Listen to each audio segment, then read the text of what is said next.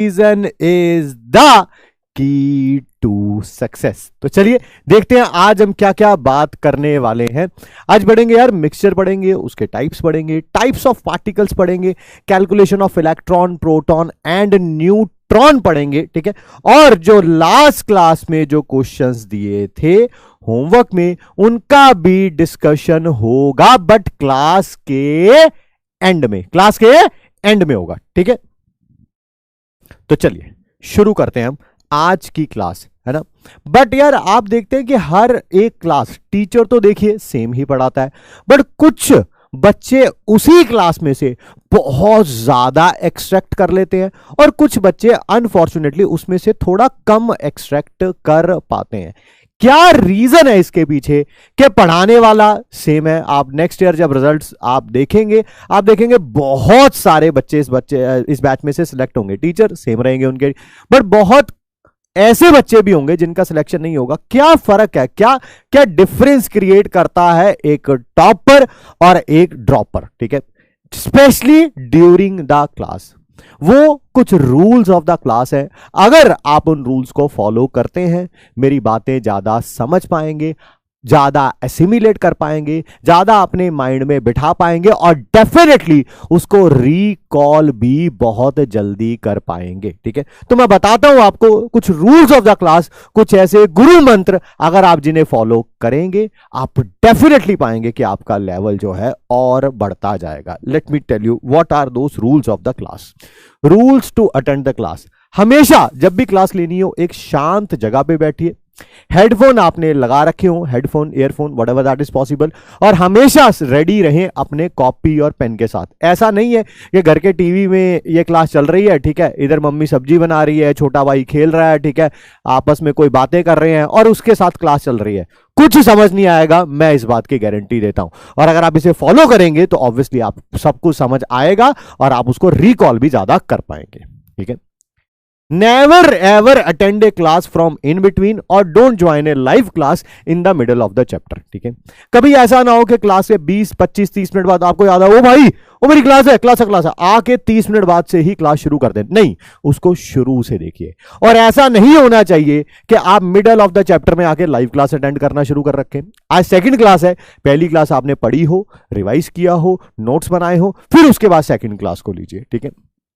Make sure to revise the last class before attending the next class and always complete your homework. Very very important point. Last class को revise जरूर करके आए, अपना homework जरूर complete करके आए, जिससे आप ज्यादा टॉपिक को रिलेट कर सकें। कभी भी चैट के अंदर चाहे लाइव हो, रिकॉर्डेड हो, कुछ भी ऐसा ना लिखें जो आज की क्लास से रिलेटेड नहीं है, ठीक है। प्लीज ये जो आप कभी कुछ बच्चे ऐसे होते हैं, सारे नहीं होते हैं, लैला मजनू की जो स्टोरीज चलने लगती हैं, प्लीज उसमें अवॉइड करें, क्योंकि कुछ पर्सन हमेशा हर किसी क्लास में चैट को मॉनिटर करते रहते हैं और वो बच्चों को ब्लॉक कर सकते हैं, इवन सब्सक्रिप्शन भी कैंसिल कर सकते हैं। इसमें मेरा कोई लेना देना नहीं है, ठीक है। अपने आप ब्लॉक हो जाओगे, अपने आप सब्सक्रिप्शन कैंसिल हो जाएगी, फायदा कुछ नहीं होगा। तो बेटर है कि इन चीजों को अवॉइड करें। क्लास के दौरान मैक्सिमम नोट्स बना लीजिए, फिर भी कुछ ना कुछ नोट्स रह ही जाएंगे, कोई घबराने की बात नहीं है। क्लास से 10-15 मिनट बाद अटैचमेंट्स में पीडीएफ फॉर्म में नोट्स आ जाते हैं, वहां से आप अपने नोट्स को कंप्लीट कर सकते हैं, ठीक है। हमेशा अपने डाउट्स को डाउट सेक्शन में पूछिए अगर आप मुझसे आंसर लेना चाहते हैं तो, ठीक है। बिफोर आस्किंग एनी डाउट, ये बड़ा इंपॉर्टेंट है यार, ये चेक कर लें कि आप जो डाउट पूछ रहे हैं पहले वही डाउट किसी बच्चे ने पूछ रखा है कि नहीं पूछ रखा है। मैं आपको एक फैक्चुअल इन्फो देना चाहता हूं। कल आपकी फर्स्ट क्लास थी, मैंने कल रात को ज्यादा नहीं तो शायद 1 या 2 बजे तक बैठ के, 1 बजे तक या 2 बजे तक, I don't remember it exactly, मैं खुद आपके डाउट्स खुद सॉल्व कर रहा था। I have solved more than 120 doubts, ठीक है। 120 या 120 होंगे आई थिंक, यस, हाँ, 120 डाउट्स तक मैंने सॉल्व किए हैं। बट अनफॉर्चुनेटली उसमें से कई डाउट्स क्या थे, कॉमन थे। कॉमन मतलब इस बच्चे ने भी यही पूछ रखा है, दूसरे ने भी यही पूछ रखा है, तीसरे ने भी वही पूछ रखा है, मेरे को बार बार उसी चीज का आंसर देना पड़ रहा था। यार इतना जरूर कोशिश कर लें कि अगर पहले जो डाउट्स दे रखे हैं उसको चेक कर लें, अगर उसमें आपका डाउट नहीं है तो देखो नया डाउट पूछिए, मैं जवाब दूंगा, ठीक है। और अगर आप वो डाउट है तो वहां पर लाइक कर दें सेम डाउट में, जब उसको आंसर मिलेगा तब आपको भी आंसर मिल जाएगा, ठीक है। जी किया था सर, बिल्कुल जी किया था, तभी बोल रहे हैं, आप चेक कर सकते हैं इसको। इट डजेंट मैटर आप किसी भी सिचुएशन में हो, कोशिश करिए बैकलॉग ना हो, कहीं ये आपके ड्रीम कॉलेज में भी आपका बैकलॉग ना बन जाए, ठीक है। And we gonna start off with there is one big flaw in your preparation and the flaw's name is backlog. What do we say to backlog? That is not today, बस आज नहीं होगा, ठीक है, बाकी फिर किसी दिन होगा तो होगा, बट आज नहीं होगा, ठीक है जी। चलिए चलिए चलिए चलिए चलिए,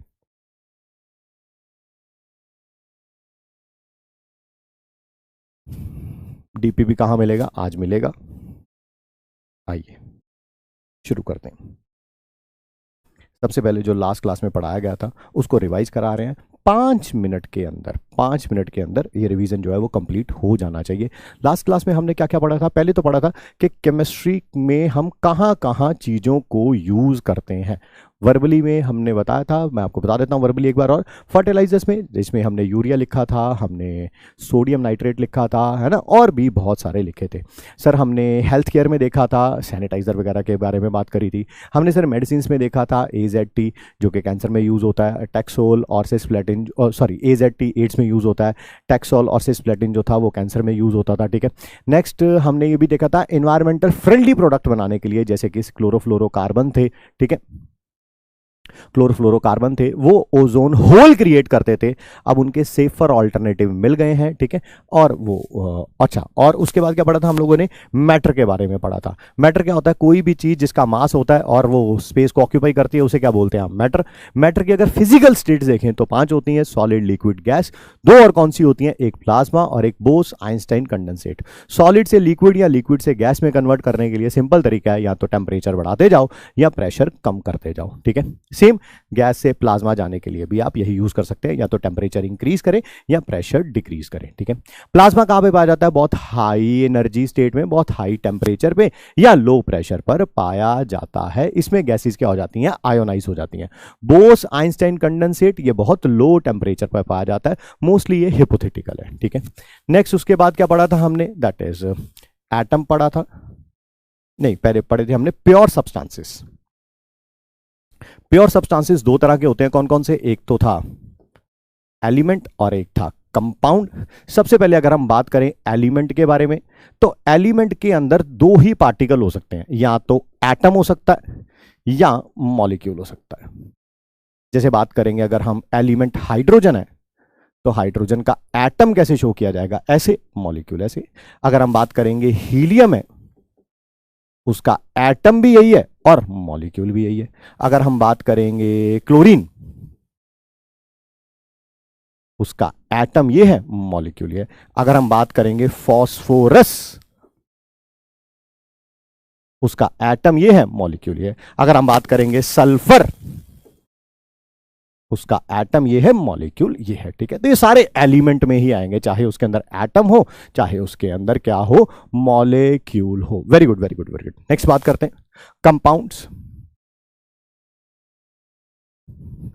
सर कंपाउंड्स में क्या था? कंपाउंड्स में क्या था? जब भी 2 या 2 से ज्यादा एलिमेंट के एटम्स आपस में कंबाइन करेंगे एक फिक्स्ड रेशो में, तो जो बन के आएगा वो क्या कहलाएगा? कंपाउंड। जैसे कार्बन डाइऑक्साइड, ये किस किस से मिलके बना है? सर एक कार्बन और 2 ऑक्सीजन के एटम से मिलके बना है।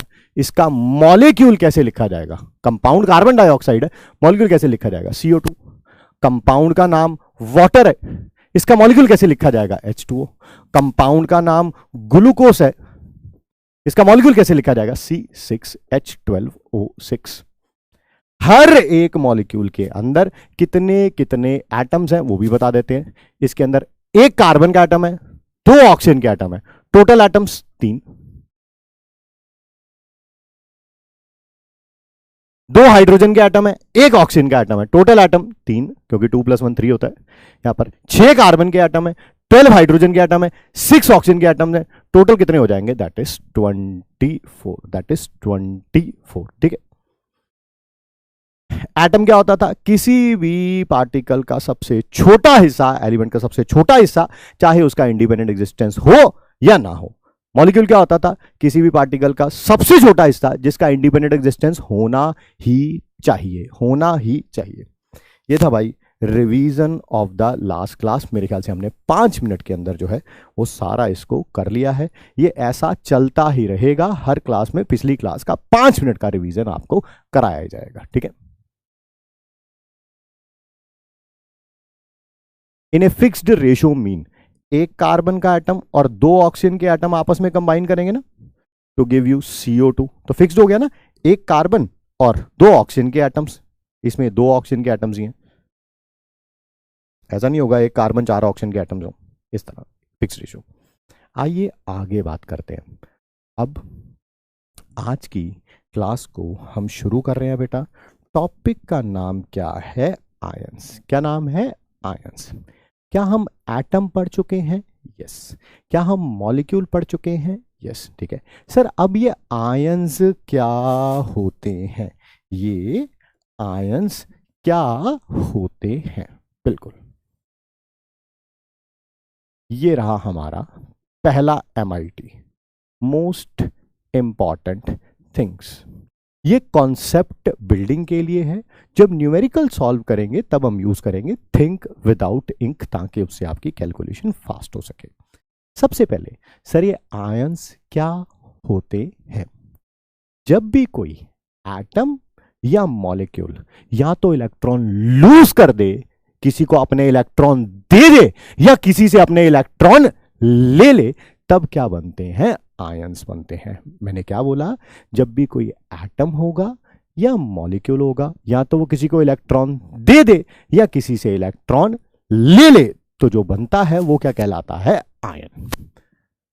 आयन फॉर्म्ड बाय, या तो बेटा लॉस ऑफ इलेक्ट्रॉन और गेन ऑफ इलेक्ट्रॉन, इसे क्या बोलेंगे हम? आयन बोलेंगे, ठीक है सर। आयन कितने प्रकार के होते हैं? सर आयंस क्या होंगे? चार्ज्ड पार्टिकल्स होंगे, बिल्कुल चार्ज्ड होंगे, इनके ऊपर कोई ना कोई चार्ज होगा। ये कितने प्रकार के होंगे? आयंस जो हैं वो 2 टाइप के होंगे, 2 टाइप्स। ओके सर, क्या क्या नाम है उनके? बेटा पहले का नाम है कैटायन।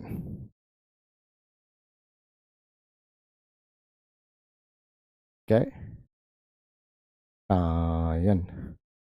दूसरे का नाम है एनायन।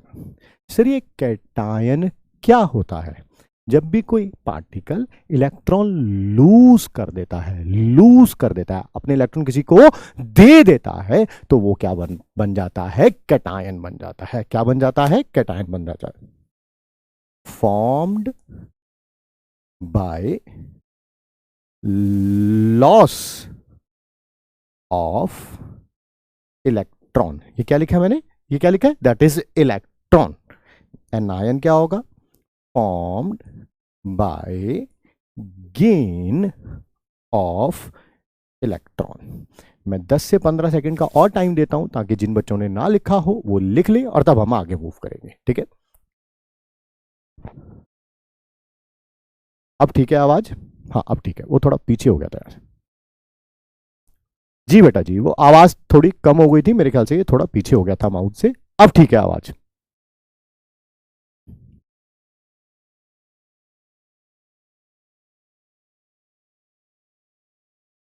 वॉइस क्लियर है? जी जी जी, डन सर। आइए आगे बढ़ते हैं। MIT को ही बेटा हम कंटिन्यू कर रहे हैं। ये तो सर आपने बता दिया कि कैटायन बनेगा लॉस ऑफ इलेक्ट्रॉन से, एनायन बनेगा गेन ऑफ इलेक्ट्रॉन से। कैसे लॉस होगा, कैसे गेन होगा, वो बताइए। बिल्कुल सही कह रहे हैं। देखिए कैटायन कैसे बनेगा? जब भी कोई पार्टिकल इलेक्ट्रॉन लॉस कर देगा, जैसे Na है, जब भी इलेक्ट्रॉन प्रोडक्ट साइड में लिखे जाएंगे, ये तो पता होगा कम से कम, इसे रिएक्टेंट वाली साइड बोलते हैं, इसे प्रोडक्ट वाली साइड बोलते हैं। जब भी कोई पार्टिकल जो है इलेक्ट्रॉन उसके इधर प्रोडक्ट साइड में लिखे जाएंगे, तो इसका मतलब उसने इलेक्ट्रॉन लॉस किए हैं। सोडियम ने 1 इलेक्ट्रॉन लूज किया है, तो उस पर +1 चार्ज आ जाएगा। सर अगर मान लीजिए यहां पर कैल्शियम होता, उसने 2 इलेक्ट्रॉन लूज किए होते तो बेटा कैल्शियम के ऊपर 2 पॉजिटिव आ जाता। सर अगर यहां पर एल्यूमिनियम होता, अगर उसने 3 इलेक्ट्रॉन लूज किए होते तो बेटा उसके ऊपर +3 चार्ज आ जाएगा। सर आप बेसिकली पता क्या कह रहे हो कि एक एटम जितने इलेक्ट्रॉन लूज करेगा उस पे उतना ही पॉजिटिव चार्ज आ जाएगा। बिल्कुल सही कह रहे हैं, ये एटम्स हैं, यस, ये जितने इलेक्ट्रॉन लूज करेंगे उस पे उतना ही पॉजिटिव चार्ज आ जाएगा। इसी बात को मैं यहां पर लिख रहा हूं। क्या कैटायन का चार्ज क्या रिप्रेजेंट करता है? Number of electrons lost by atom. Number of electrons lost by atom. अगर Al के ऊपर 3 पॉजिटिव है, इसका मतलब एल्यूमिनियम के एटम ने 3 इलेक्ट्रॉन लूज किए हैं। अगर मैग्नीशियम के ऊपर 2 पॉजिटिव है तो या कैल्शियम के ऊपर 2 पॉजिटिव है, इसका मतलब कैल्शियम के एटम ने 2 इलेक्ट्रॉन लूज किए हैं। अगर सोडियम के ऊपर +1 है या 1 पॉजिटिव है, इसका मतलब सोडियम के एटम ने 1 इलेक्ट्रॉन लूज किया है। ठीक है सर। सर इसका मतलब यह भी हुआ जितने जितने इलेक्ट्रॉन लॉस होते जाएंगे उतना पॉजिटिव चार्ज बढ़ता जाएगा, उतना पॉजिटिव चार्ज बढ़ता जाएगा। ध्यान से सुनना, बड़ी इंपॉर्टेंट बात बोली है। जितने इलेक्ट्रॉन लॉस होंगे उतना पॉजिटिव चार्ज बढ़ता जाएगा। जैसे इस पे चार्ज कितना है सर? 0 अंडा, कोई चार्ज नहीं नजर आ रहा। कोई +1 -1 +2 -2 नजर आ रहा है? नहीं नजर आ रहा है। कितना चार्ज है? 0। इसने एक इलेक्ट्रॉन लूज किया तो ये 0 से +1 में आ गया। नंबर लाइन सिस्टम तो पता होगा, नंबर लाइन सिस्टम तो पता होगा। ये 0 +1 +2 +3, तो 0 से +1 में आ गया। ठीक है। कैल्शियम भी यहां पर 0 में था, 2 इलेक्ट्रॉन लूज किए तो ये 0 से +2 में आ गया। ठीक है। हमेशा उतना पॉजिटिव चार्ज बढ़ता जाएगा। थोड़ा दिमाग लगा के अब जवाब दीजिएगा, थोड़ा दिमाग लगा के अब जवाब दीजिएगा। अगर Cl-1 है, अगर इसने इलेक्ट्रॉन लूज कर दिया, बताओ Cl पे कितना चार्ज होगा? बताओ Cl पे कितना चार्ज होगा?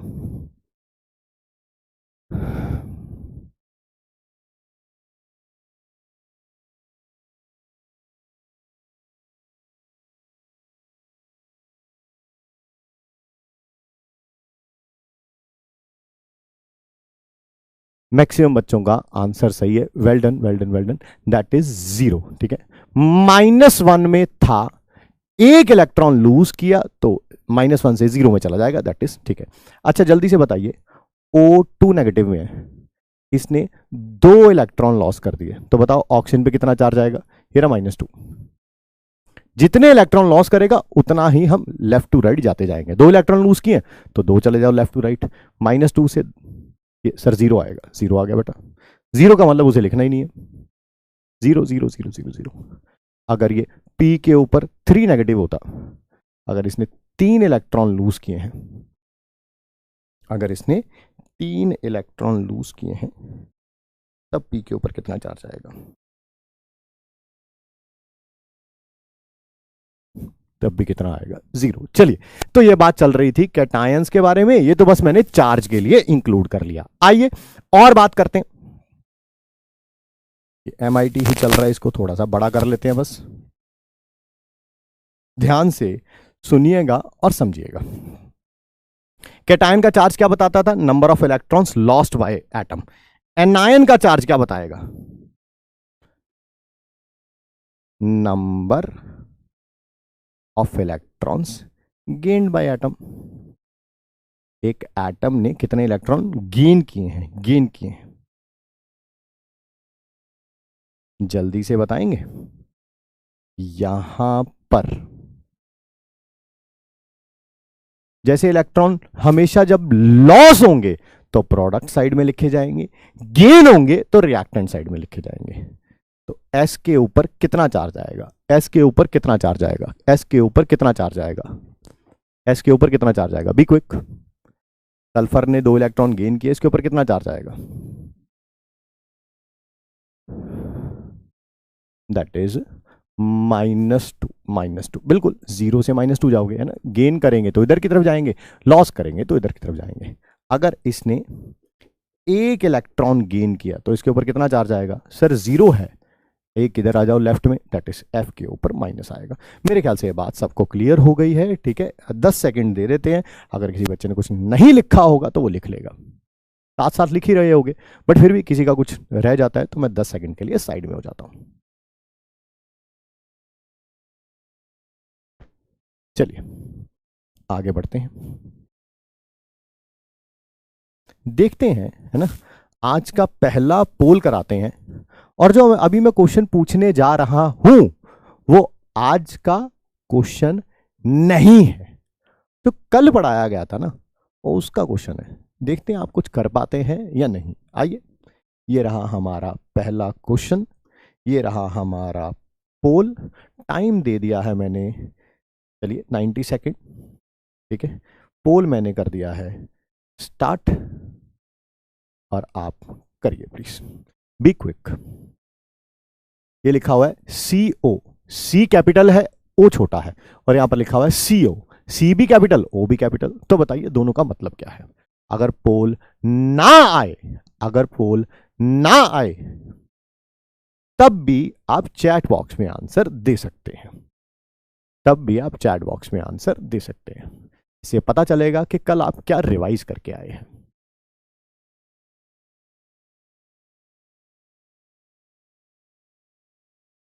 ABCD। आइए डिस्कस करना शुरू करते हैं। CO, साफ पता चल रहा है कि जो पीरियोडिक टेबल है उसमें ये कोबाल्ट की रिप्रेजेंटेशन है, कोबाल्ट की रिप्रेजेंटेशन है। कोबाल्ट एक एलिमेंट होता है, ये उसका एटम की रिप्रेजेंटेशन है, ठीक है सर। तो ये एटम है, एटम है कोबाल्ट का, ये हो सकता है, ठीक है। और ये CO क्या है बेटा, ये कार्बन है और ये ऑक्सीजन है, दोनों कैपिटल लेटर में लिखे हुए हैं, तो ये कार्बन मोनोऑक्साइड है। कार्बन मोनोऑक्साइड का क्या है, ये मॉलिक्यूल है, मॉलिक्यूल है, मॉलिक्यूल है। तो आंसर ये तो नहीं हो सकता क्योंकि एटम्स थोड़ा ही है, तो मॉलिक्यूल है, C और O, ठीक है। एटम्स ऑफ द एलिमेंट नहीं, atoms of the element cobalt, yes atom है ये कोबाल्ट का, और ये मॉलिक्यूल है कार्बन मोनोऑक्साइड का, that is option number C, option number C, ठीक है। अब पोल को हम क्या करेंगे, स्टॉप।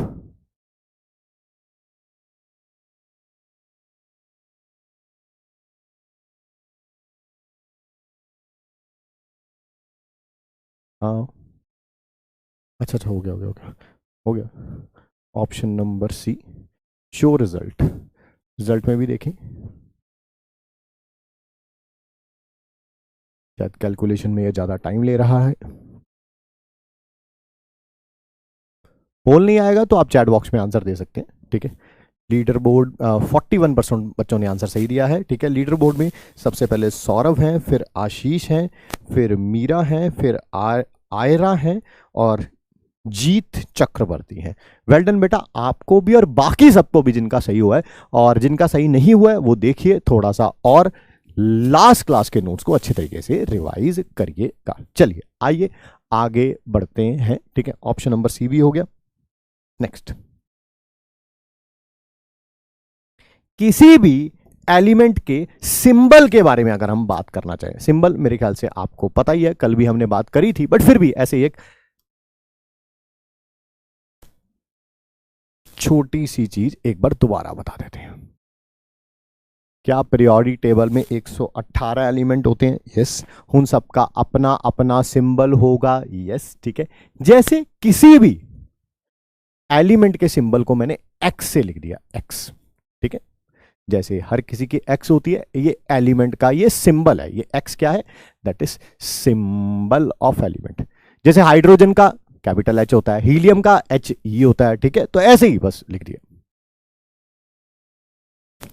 बेटा। इस एक्स के नीचे एक लेटर लिखा जाता है, सॉरी नंबर लिखा जाता है, ऊपर एक नंबर लिखा जाता है, नीचे एक लिखा जाता है, ऊपर एक लिखा जाता है, नीचे एक लिखा जाता है, ऊपर एक लिखा जाता है। नीचे वाले को हम Z बोलते हैं, ऊपर वाले को हम A बोलते हैं। सर ये Z क्या होता है? ये होता है atomic number of element. Sir ये A क्या होता है? ये जो कैपिटल A लिखा हुआ है ये क्या होता है? ये होता है बेटा mass number of element. Sir atomic number क्या रिप्रेजेंट करता है? ठीक है, ये एटॉमिक नंबर है, मान गए, ठीक है, बट ये क्या रिप्रेजेंट करता है? ये बताता है उस एलिमेंट के एक एटम के अंदर कितने प्रोटॉन्स हैं, कितने प्रोटॉन्स हैं, कितने प्रोटॉन्स हैं। ठीक है सर। सर मास नंबर क्या बताता है? कितने प्रोटॉन्स हैं और कितने न्यूट्रॉन्स हैं। दोनों को ऐड करके बताता है, दोनों को ऐड करके बताता है, दोनों को ऐड करके बताता है। सर इलेक्ट्रॉन कैसे पता चलेंगे? किसी एटम के अंदर, किसी एटम के अंदर जितने प्रोटॉन होते हैं उतने ही इलेक्ट्रॉन होते हैं। ठीक है, यहां पर 4th नंबर यहां पर लिख देता हूं, protons, number of protons is equal to number of electrons.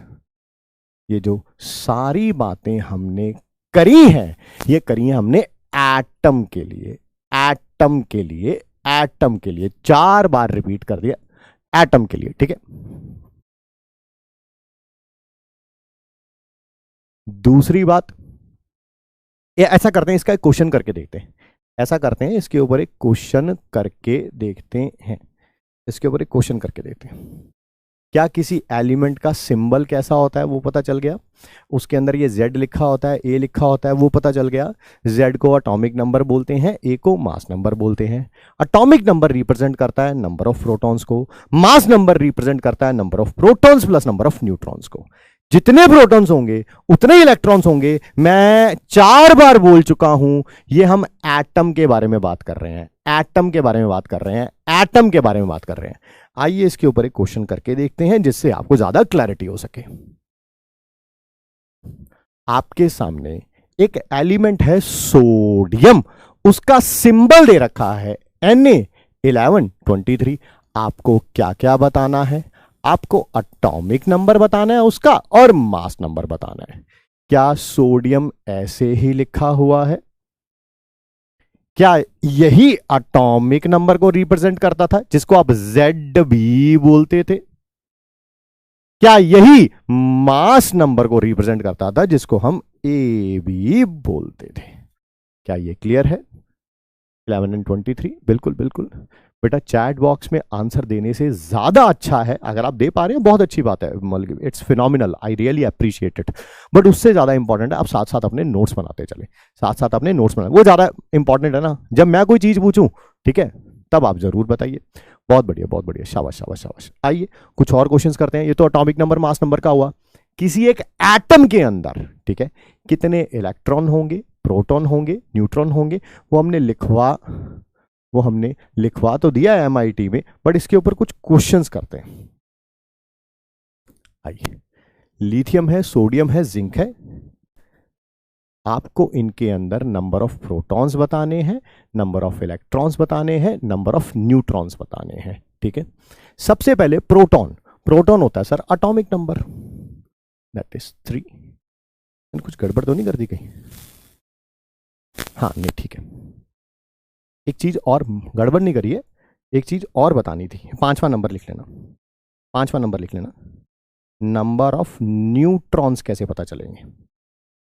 वैसे तो यहां से क्या बोलते हैं कि ना, यहां से पता चल ही रहा है, यहां से पता चल ही रहा है, बट फिर भी एक होता है कि छोटी से छोटी भी बेसिक से शुरू कर रहे हैं हम लोग। ठीक है, नंबर ऑफ न्यूट्रॉन्स कैसे पता चलेंगे ये फाइंड आउट करना है बेटा, मेरे को ये फाइंड आउट करना है। क्या ये A है? यस। क्या ये Z है? यस। तो इस Z को उधर ले जाओगे तो माइनस हो जाएगा, A minus Z। A minus Z, A minus Z. क्या इलेक्ट्रॉन पता चल गए? यस। क्या प्रोटॉन पता चल गए? यस। क्या न्यूट्रॉन पता चल गए? यस। क्या मास नंबर पता चल गया? यस। एटॉमिक नंबर पता चल गया? यस। आइए क्वेश्चंस करते हैं इसके ऊपर। प्रोटॉन पता चल गया? यस सर, ये एटॉमिक नंबर प्रोटॉन होते हैं। Atomic number 11, atomic number. Sir electron कैसे पता चलेंगे? क्योंकि ये एक एटम है, इसमें जितने प्रोटॉन होंगे उतने ही इलेक्ट्रॉन होंगे। तो लिथियम के एक एटम के अंदर 3 इलेक्ट्रॉन, सोडियम के एक इलेक्ट्रॉन के अंदर जितने प्रोटॉन उतने इलेक्ट्रॉन, जितने प्रोटॉन उतने इलेक्ट्रॉन। सर न्यूट्रॉन कैसे पता चलेंगे? अभी अभी तो बताया था, मास number minus atomic number, mass number minus atomic number. क्या इसका मास नंबर 7 है? क्या इसका एटॉमिक नंबर 3 है? So that is 7 minus 3 comes out to be 4। Mass number 23 है, एटॉमिक नंबर 11 है, दैट इज 12। मास नंबर 65 है, एटॉमिक नंबर 30 है, दैट इज 35। क्या ये सबको क्लियर है? यस और नो? यस के लिए सिर्फ y लिखेंगे, नो के लिए सिर्फ n लिखेंगे, पूरा भी नहीं लिखेंगे ताकि टाइम वेस्ट ना हो आपका।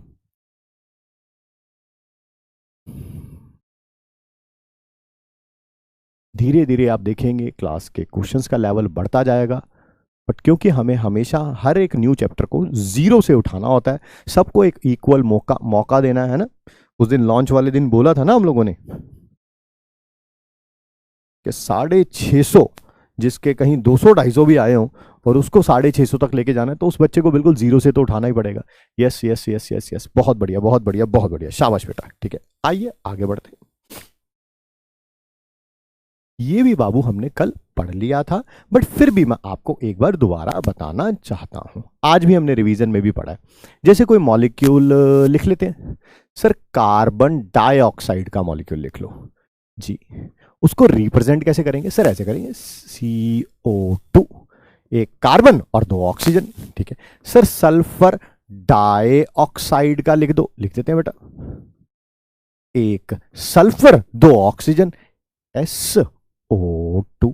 सर सल्फर ट्राईऑक्साइड का लिख दो, तो बेटा लिख देते हैं, उसका सिंबल एक सल्फर 3 ऑक्सीजन। तो मेरे ख्याल से इसमें कोई प्रॉब्लम नहीं है। आपको किसी भी मॉलिक्यूल का सिंबॉलिक रिप्रेजेंटेशन कैसे किया जाता है वो सबको पता चल गया है। ठीक है ठीक है ठीक है, छोटी सी बात थी बिल्कुल। आइए सर, हमने अभी अभी किसी एक एटम के अंदर कितने इलेक्ट्रॉन होते हैं, कितने प्रोटॉन होते हैं, कितने न्यूट्रॉन होते हैं वो जान लिया, बट मॉलिक्यूल के अंदर कितने इलेक्ट्रॉन और प्रोटॉन होते हैं वो बताइए। बिल्कुल बताएंगे, आइए इसी को लिख लेंगे हम MIT में, इसी का हम यूज करेंगे। आइए, इलेक्ट्रॉन प्रोटॉन न्यूट्रॉन बताने से पहले एक छोटी सी चीज जो मैं आपके साथ डिस्कस करना चाहता हूं। मान लीजिए किसी एक मॉलिक्यूल का नाम है EX, आई नहीं यूज करना, J यूज कर सकते हैं, हाँ J यूज कर सकते हैं। सर आई क्यों नहीं यूज करना? बेटा अगर मैंने आई यूज किया तो हो सकता है किसी को आ जाए। ठीक है अरे कहने का मतलब है आई आयोडीन भी होता है ना, इसी कारण तुम में से कोई ये ना कहने लगे ये आयोडीन है, इस कारण आई। ये मैंने एक मॉलिक्यूल का सिंबॉलिक रिप्रेजेंटेशन लिखा। आराम से आराम से आराम से आराम से ध्यान से सुनिए समझिए।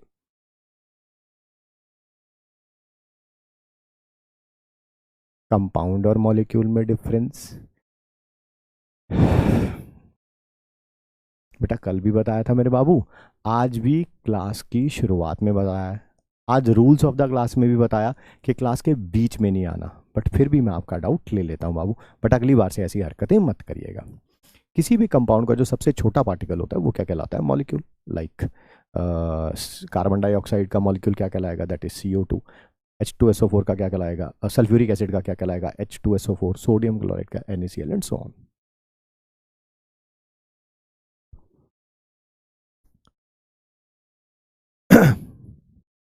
सब कुछ ठीक चल रहा है, सब कुछ ठीक चल रहा है।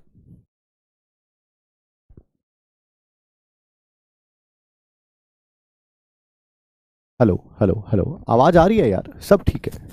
तुम मजे ले रहे हो आप मुझसे जानबूझ के। अब ठीक है, अब ठीक है, क्लियर है? Yes yes yes yes yes. बच्चे कह रहे हैं सर ए एक्स बी वाई ले लीजिए, चलिए ए एक्स बी वाई ले लेते हैं, कोई बात नहीं। आइए टॉपिक के पर वापस चलते हैं। एक बेटा कोई मॉलिक्यूल है, मैंने लिख दिया, जिसका नाम क्या है, that is A X B Y, जिसमें ए के कुछ एटम्स, बी के कुछ एटम्स आपस में मिलके क्या बनाया है, that is A X B Y. कोई इसमें पूछे कि number of atoms of A बताओ, यहां पर ए कोई एलिमेंट का एटम है, that is X X X. इसके अंदर ए के कितने एटम्स हैं, एक्स। ए के कितने एटम्स हैं, एक्स। ए के कितने एटम्स हैं, एक्स। कोई पूछे बी के कितने एटम्स हैं, तो बेटा वाई। सर इसके ऊपर एक एग्जांपल करा दो। हाँ जी बिल्कुल एग्जांपल करा देते हैं, आइए। एक यहां पर मैं लिख देता हूं आपको कोई भी मॉलिक्यूल, और उसके साथ हम कंपैरिजन कर लेते हैं। कौन सा लिख लें, चलिए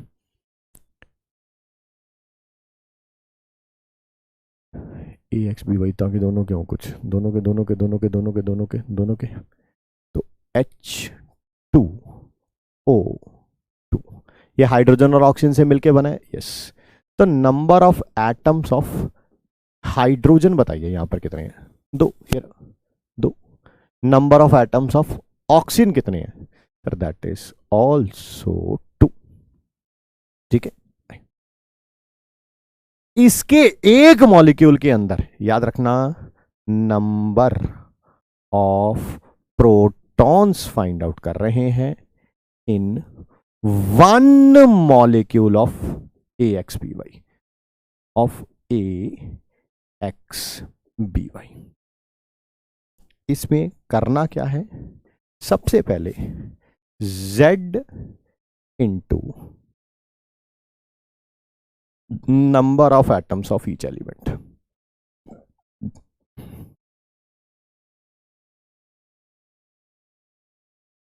ए का एटॉमिक नंबर लीजिए, उसके नंबर ऑफ एटम से मल्टीप्लाई कर दीजिए, सर एक्स से मल्टीप्लाई कर दीजिए, यानी कि फिर बी का एटॉमिक नंबर लीजिए और उसके नंबर ऑफ एटम से मल्टीप्लाई कर दीजिए, यानी कि वाई से मल्टीप्लाई कर दीजिए। जो वैल्यूज आएंगी उनको कर दीजिए ऐड, उनको कर दीजिए ऐड, उनको कर दीजिए ऐड। सर इस पे क्वेश्चन कराओ, अगले पेज पे कराएंगे। सर नंबर ऑफ इलेक्ट्रॉन्स कितने होंगे एक मॉलिक्यूल में, जितने नंबर ऑफ प्रोटॉन्स होंगे। प्रोटॉन्स हमने फाइंड आउट किए, प्रोटॉन्स हमने फाइंड आउट किए। सर नंबर ऑफ न्यूट्रॉन्स कितने होंगे, न्यूट्रॉन्स न्यूट्रॉन्स न्यूट्रॉन्स। सबसे पहले न्यूट्रॉन ऐसे निकालते थे, मास number minus atomic number, mass number minus atomic number, mass number minus atomic number, ठीक है, इनटू भाई एटम्स ऑफ ईच एलिमेंट। या अच्छे तरीके से लिखना है तो आप ऐसे लिख सकते हैं, number of atoms of each element,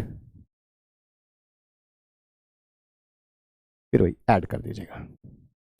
पहले ए जो है, ए कोई एटम है किसी भी एलिमेंट का, ठीक है, उसका मास number minus atomic number into number of atoms. फिर बी का भी मास number minus atomic number into number of atoms of each element. किसी को अगर प्रॉब्लम आ रही हो कि यहां पर भी ए लिखा है, यहां पर भी ए लिखा है, तो बेटा इसको ई कर लेना, को ई कर लेना, इसको ई कर लेना, है ना। अगर किसी को प्रॉब्लम आ रही हो, अगर किसी को प्रॉब्लम नहीं आ रही, अगर प्रॉब्लम नहीं आ रही तो चेंज करने की जरूरत नहीं है, चेंज करने की जरूरत नहीं है, चेंज करने की जरूरत नहीं है। बट अगर किसी को प्रॉब्लम आ रही है तो उसके लिए मैंने किया।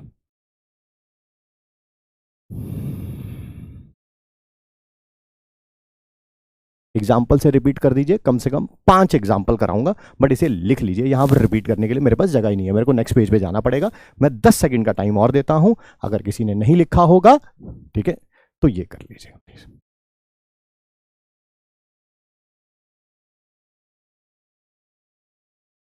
Z किसका लेना है, पहले इसका Z लेना है, फिर इसके नंबर ऑफ एटम से मल्टीप्लाई कर लेना है, फिर इसका Z लेना है, फिर इसके नंबर ऑफ एटम से मल्टीप्लाई कर देना है और उनको ऐड कर देना है, दोनों वैल्यूज को ऐड कर देना है। आइए कम से कम 5 एग्जांपल करते हैं।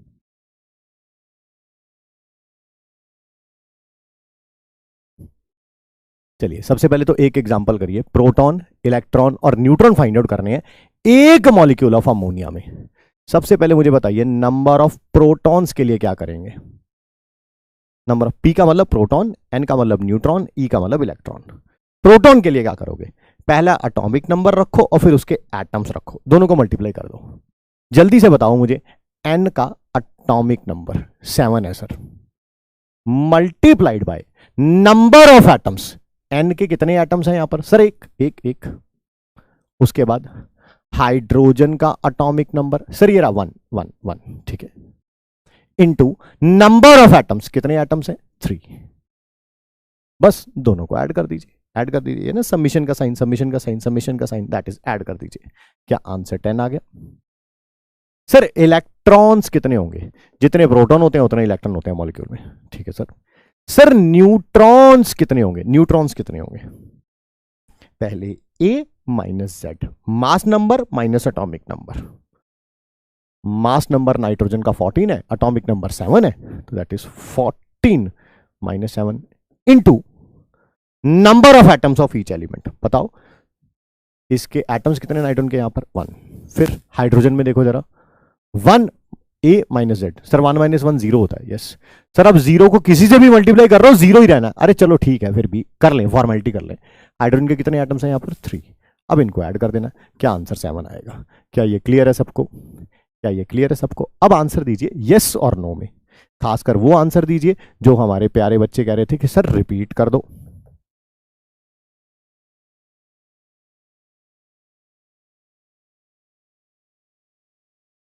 और अगला क्वेश्चन खुद करके दिखाइए।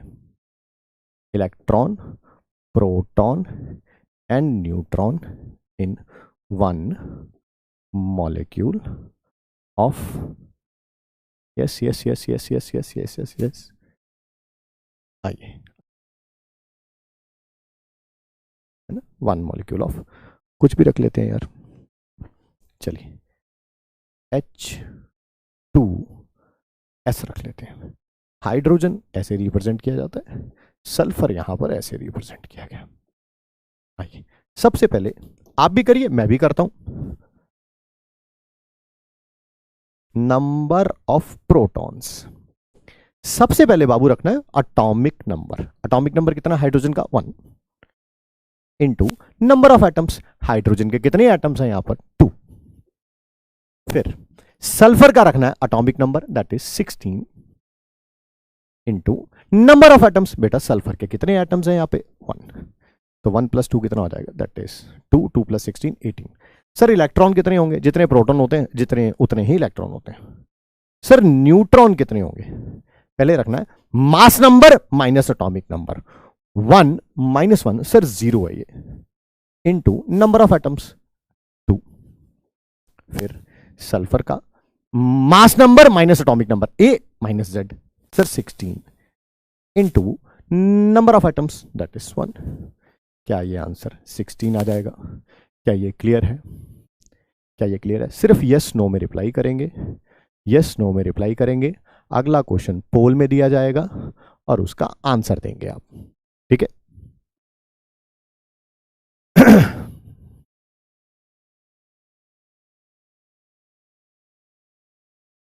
चलिए लिख लिया होगा जी इतनी देर में, तो ये क्वेश्चन आप करेंगे पोल में। पोल स्टार्ट कर रहे हैं हम, पोल स्टार्ट्स नाउ।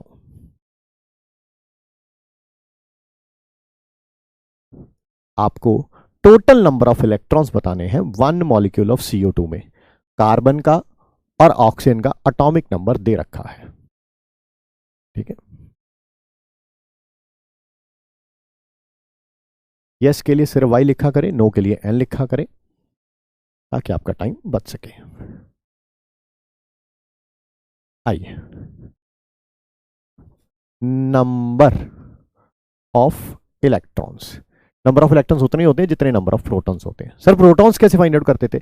सबसे पहले लिखते थे आप एटॉमिक नंबर, कार्बन का एटॉमिक नंबर 6 दे रखा है into number of atoms. Carbon के कितने एटम है यहां पर? 1। ऑक्सीजन का एटॉमिक नंबर 8 दे रखा है इनटू नंबर ऑफ एटम्स 2। क्या इन दोनों को ऐड करना था? यस। क्या 22 आएगा? यस। क्या आंसर ए होगा? यस। क्या आंसर एक? फिर उसके बाद हम करेंगे शो रिजल्ट।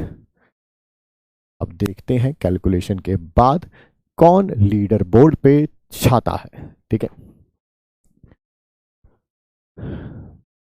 ए कोई बात नहीं बेटा, जिसका पोल ना चले चैट जिंदाबाद है बेटा। ठीक है, अरे भाई चल पड़ यार, बहुत टाइम लेता है तू तो। तब तक आप अगला क्वेश्चन करिए, इसकी कैलकुलेशन चलती रहेगी। आपको प्रोटॉन, इलेक्ट्रॉन और न्यूट्रॉन फाइंड आउट करने हैं इन 1 molecule of carbon monoxide, methane, calcium carbonate and SO2। SO2 भी अच्छे तरीके से नहीं लिखा हुआ, टाइपिंग एरर है, मैंने उसे ठीक कर दिया है। ठीक है, ये चारों क्वेश्चंस आप करेंगे। ठीक है, ये सबसे मैक्सिमम बच्चों ने आंसर दिया था, बहुत अच्छा आंसर है। सबसे पहले स्वयं चौधरी हैं, फिर अलशिफा है, फिर यशराज है, अर्पण है और वैष्णवी है। बहुत प्यारा नाम है आपका। ठीक है, और बहुत बढ़िया यार, बहुत बढ़िया, बहुत बढ़िया।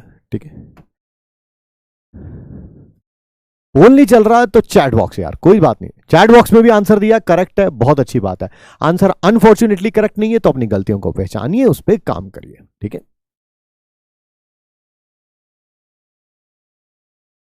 चलिए, पोल पहले आ जाता है, कोई बात नहीं, कोशिश करेंगे कि पोल पहले ना आए। Find number of protons, electrons and neutrons in 1 molecule. अच्छा, प्रोटॉन यहां लिख लेते हैं यार, इलेक्ट्रॉन यहां और न्यूट्रॉन यहां। सबसे पहले प्रोटॉन के लिए क्या करते थे सर? इसका एटॉमिक नंबर 6 दे रखा है into number of atoms. Carbon के कितने एटम्स हैं यहां पर? 1। फिर ऑक्सीजन का 8 होता है, गलती से यहां पर 1 लिखा हुआ था, इनटू नंबर ऑफ एटम्स कितने? That is 1। फिर 6 + 8 14 आएगा। ठीक है, जितने प्रोटॉन उतने ही इलेक्ट्रॉन। ठीक है सर, न्यूट्रॉन कितने होंगे? पहले atomic number minus mass number, sir 6 आ गया, 12 - 6 into number of atoms carbon के। यस, ऑक्सीजन का भी atomic number, sorry mass number minus atomic number, mass number minus atomic number, sir 8 आ गया, into number of atoms oxygen के। Sir ये भी by chance 14 ही आया, कोई बात नहीं। CH4 में कैलकुलेशन करके देखिए, क्या आंसर आपका 10 आया है? 10 आया है, 6 आया है। कैल्शियम कार्बोनेट में करके देखिए, 20 20 और 6 कितने होते हैं यार? 26 26 और 24 कितने होते हैं? 50। ठीक है, ये भी यही आएगा। SO2 में कितना हुआ? 8 नहीं, 16 और 16 32 32 32 32। कहीं गलती है तो बता दो, कहीं गलती है तो बता दो।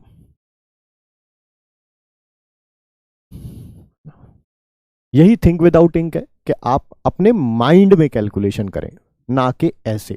देखो ये सिखाना बहुत जरूरी है हमें बच्चों को, क्योंकि यही बेसिक है, बट इसको मैं अपने माइंड में कर रहा हूं। धीरे धीरे आपको भी ये सिखाते जाएंगे। क्या सब कुछ करेक्ट है? करेक्ट है तो यस लिखिए, हम आगे मूव करेंगे। करेक्ट है तो यस लिखिए। All correct, all correct. आप भी सीख जाएंगे जी, आप भी सीख जाएंगे, ये मेरा वादा है आपसे। ठीक है,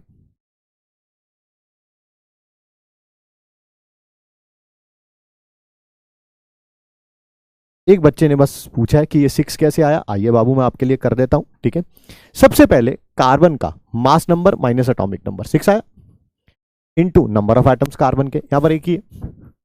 हाइड्रोजन का mass number minus atomic number 1 - 1 0 आया, इनटू नंबर ऑफ एटम्स 4। क्या ये 6 ही आएगा? चलिए, correct correct, yes yes yes. चलिए, बहुत सारे क्वेश्चन हो गए, आपका कॉन्फिडेंस इसमें बिल्डअप हो गया होगा।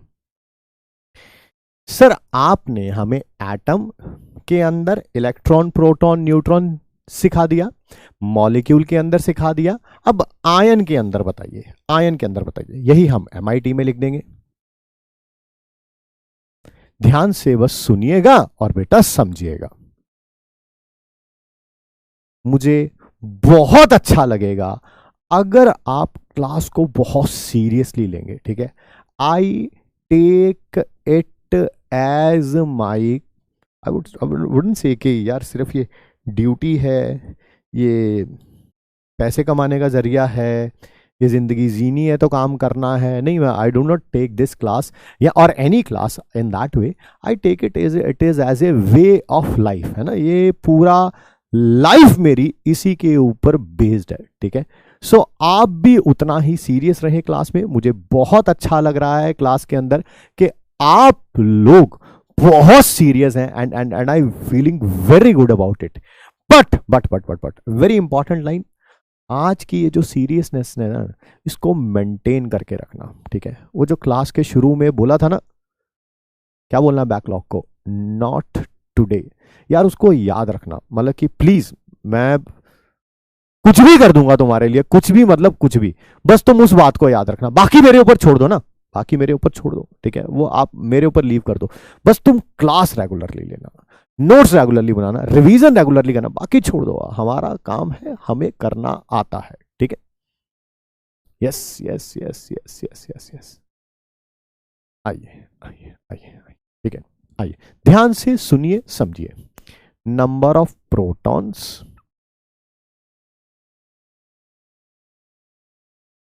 Calculated same way as in molecule. जैसे मॉलिक्यूल के अंदर नंबर ऑफ प्रोटॉन्स निकालते थे, वैसे ही यहां पर निकालने हैं, तो दोबारा लिखने की जरूरत नहीं है। नंबर ऑफ न्यूट्रॉन्स कैसे निकालेंगे, जैसे आप मॉलिक्यूल के अंदर न्यूट्रॉन्स निकालते थे वैसे ही निकालेंगे, तो दोबारा लिखने की जरूरत नहीं है। यानी कि सिर्फ इलेक्ट्रॉन में चेंज है, हाँ इलेक्ट्रॉन में चेंज है। Number of electrons in one ion is equal to number of proton. अब जरा ध्यान से सुनिएगा, ध्यान से सुनिएगा। कैटायन में हमेशा इलेक्ट्रॉन लॉस होते हैं, एनायन में हमेशा इलेक्ट्रॉन्स गेन होते हैं, ठीक है। तो जितने प्रोटॉन आए हैं, जितने प्रोटॉन आए हैं, माइनस मॉड, समझते हैं मॉड, मॉड का मतलब है इसके, अगर इसके अंदर वैल्यू नेगेटिव भी है तो बाहर आके पॉजिटिव हो जाती है, पॉजिटिव भी है बाहर आके पॉजिटिव भी रहती है, ठीक है। चार्ज ऑन कैटायन, अगर कैटायन है, जितने प्रोटॉन आए थे उसमें से कैटायन का चार्ज माइनस कर दो, प्लस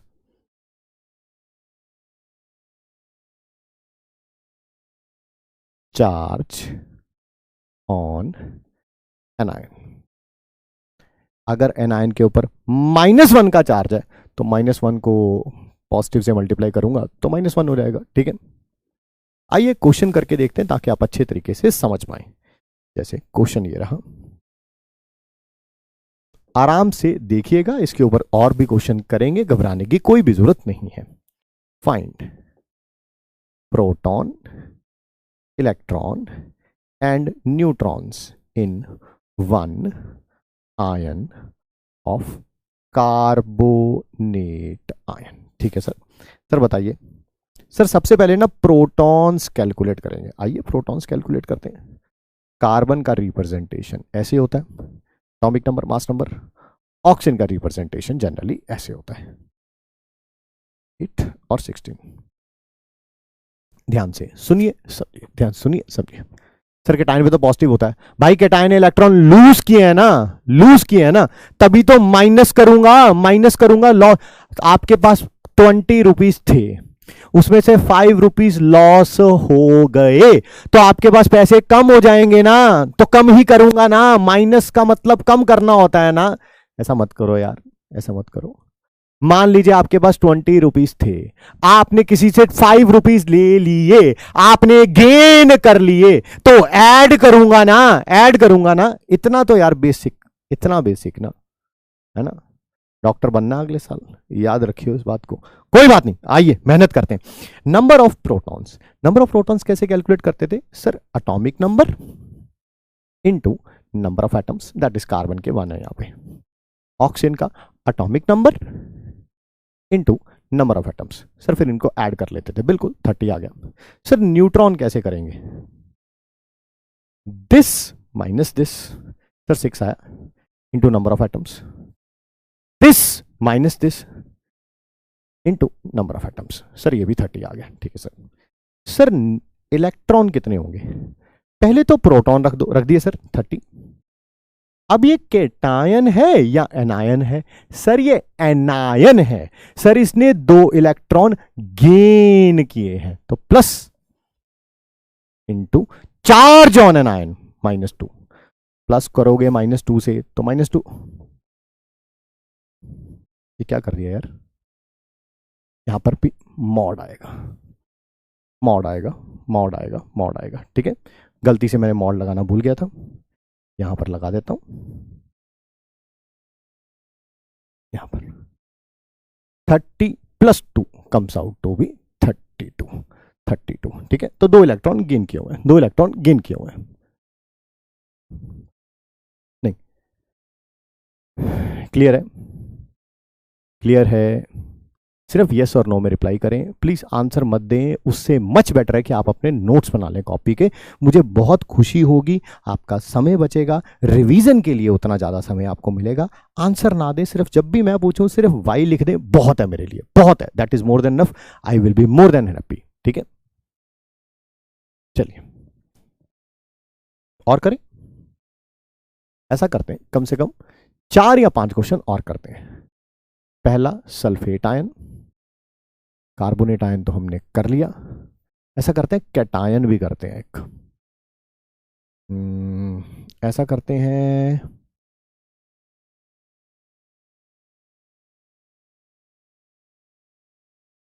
बाई कार्बोनेट भी करते हैं। सिंबल यहां पर मैं लिख देता हूं सबके, कार्बन 612, ऑक्सीजन 816, सल्फर 1632, नाइट्रोजन 714। चलिए आइए शुरू करते हैं। यहां पर लिखेंगे प्रोटॉन्स, यहां पर लिखेंगे न्यूट्रॉन्स और यहां पर लिखेंगे इलेक्ट्रॉन्स। पहले प्रोटॉन, माइंड में कैलकुलेट कर रहा हूं मैं, है ना, थिंक विदाउट इंक लगा रहा हूं मैं। प्रोटॉन फाइंड आउट करने था 16, 16 में 32 डालना, 48, 48 हो गया। न्यूट्रॉन भी सेम होंगे, इलेक्ट्रॉन 2 ऐड करने हैं, 48 और 2 कितने हो जाएंगे? 50। नाइट्रोजन में 7 और 4 11 ना, 11, 7। ये पॉजिटिव है तो 1 इलेक्ट्रॉन लूज किया होगा, यानी कि प्रोटॉन 11 थे तो इलेक्ट्रॉन भी 11 थे, बट 1 इलेक्ट्रॉन लूज कर दिया, लूज कर दिया, तो इसका 10।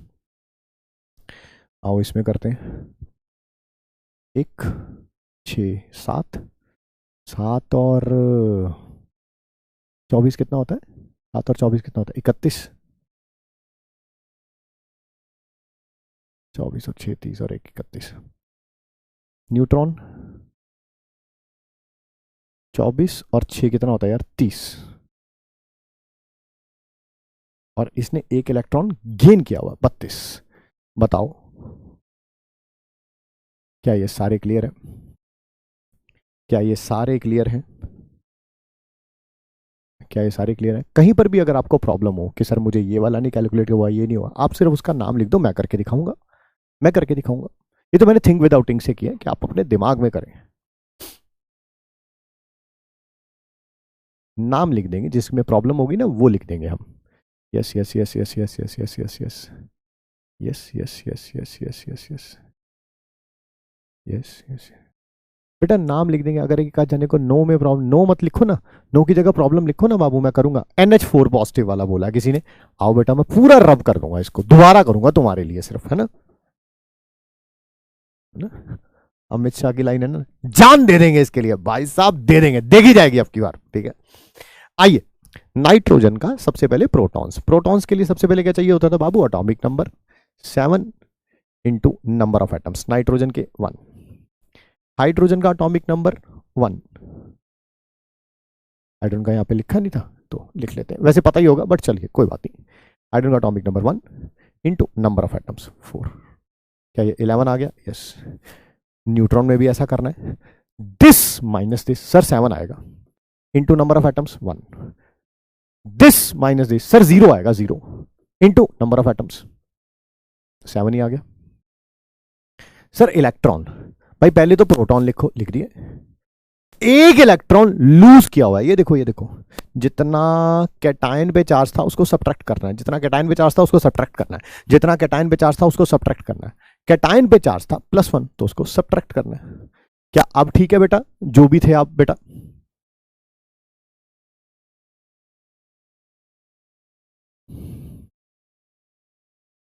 एक कह रहा है HCO3 नेगेटिव भी करके दिखाओ, आओ कर लेते हैं।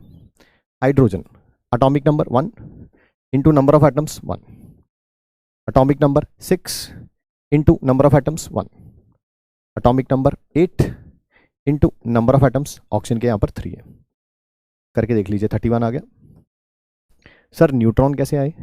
इसका A माइनस जेड, सर 0 आ गया, 0 0 0 into number of atoms. Sir अब 0 को किसी भी चीज से मल्टीप्लाई नहीं करना होता सर, 0 ही आना होता है। चलो यार बट फिर भी है ना, छोटे छोटे बच्चे हैं तो हेल्प करें। कार्बन का वही दिस माइनस दिस 6 आ गया, into number of atoms, plus oxygen है this minus this sir 8 into 3, क्या आ गया बाबू? 30। अब इसके बारे में बात करें, नंबर ऑफ प्रोटॉन्स लिख लिए, यस। जितना एनायन पे चार्ज है वो ऐड हो जाएगा, जितना एनायन पे चार्ज है वो ऐड हो जाएगा, जितना एनायन पे चार्ज है वो ऐड हो जाएगा, जितना एनायन पे चार्ज है। मॉड में लिखा हुआ है, मॉड में ये -1 होगा तो मॉड हटाने के बाद +1 लगेगा, -2 होगा मॉड हटाने के बाद +2 लगेगा, -3 होगा मॉड हटाने के बाद +3 लगेगा। तो 31 + 1 comes out to be 32। Clear हो गया भाई? चलिए चलिए, हो गया हो गया हो गया हो गया हो गया, बढ़िया। कुछ क्वेश्चंस आपको होमवर्क के लिए भी देंगे, बट ये एक अच्छा क्वेश्चन है, इसको करते हैं। और मैं जानबूझ के पहले आपको ट्राई करने के लिए देता हूं, फिर मैं करूंगा। सोच समझ के करना, थोड़ा दिमाग भी लगाना है ना, लकीर के फकीर नहीं बनना है, थोड़ा दिमाग भी लगाना है। मैं भी करूं? हो गया सर, ऐसे करने से हो जाता है? बिल्कुल ऐसे करने से हो जाता है। आप हमारे साथ रहें बस, फिर आप ऐसा ही किया करेंगे, सिलेबस के एंड तक क्वेश्चन हो जाएगा।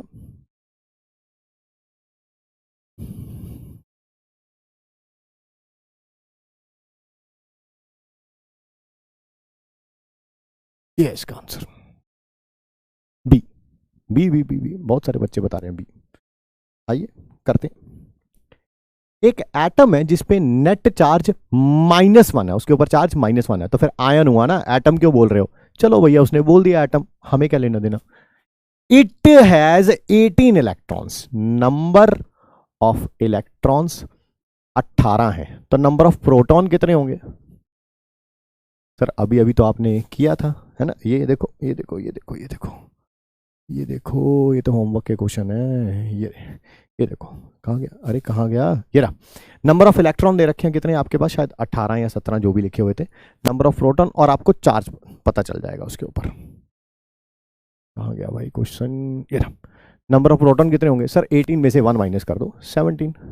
न्यूट्रॉन कितने हैं सर? 20।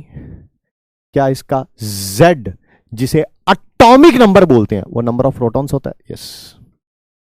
क्या इसका A, जिसे मास नंबर बोलते हैं, वो protons plus neutrons, that is 17 + 20 37 होगा? यस। है तो Cl, नेट चार्ज उस पे -1 है, एटॉमिक नंबर 17, मास नंबर 37। क्या ये क्लियर है? क्या ये क्लियर है? क्या ये क्लियर है? क्या ये क्लियर है? Yes no yes no yes no.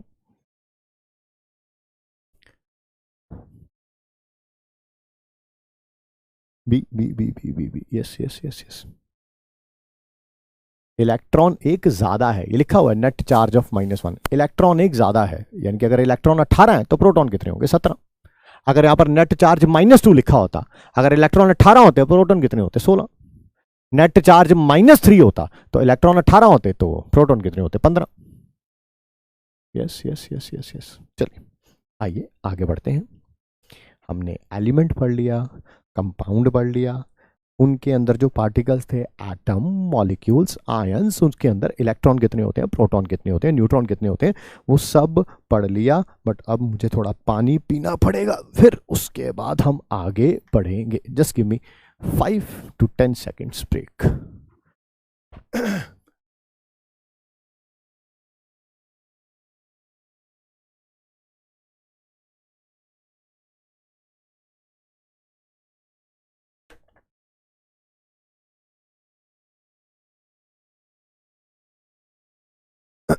कुछ बच्चे कह रहे हैं कि इस वाले को दोबारा रिपीट कर दीजिए। आइए दोबारा रिपीट कर देते हैं, समय समय है हमारे पास ना, बस आप अपनी कंसंट्रेशन पूरी रखिए, आप rules of the class follow करिए, मैं आपके साथ हूं। नेट चार्ज ऑफ -1 का मतलब बताइए। सर उसके ऊपर टोटल चार्ज -1 होगा, इसका मतलब वो एनायन है। यस। कितने इलेक्ट्रॉन गेन किए होंगे उसने, कितने इलेक्ट्रॉन गेन किए होंगे? सर 1 इलेक्ट्रॉन गेन किया होगा, ये तो आज क्लास में ही हुआ था। एनायन में जितना चार्ज होता है उतने इलेक्ट्रॉन गेन किए होंगे, एक्स्ट्रा इलेक्ट्रॉन गेन किए होंगे। अगर इसके पास इलेक्ट्रॉन 18 है तो प्रोटॉन कितने होंगे? इलेक्ट्रॉन एक ज्यादा है, इलेक्ट्रॉन एक ज्यादा है, तो ये 18 है तो प्रोटॉन कितने होंगे? 17। प्रोटॉन कितने होंगे? 17। क्या आप क्लियर हो गया? क्या आप क्लियर हो गया? जितने प्रोटॉन होते हैं उतना एटॉमिक नंबर होता है।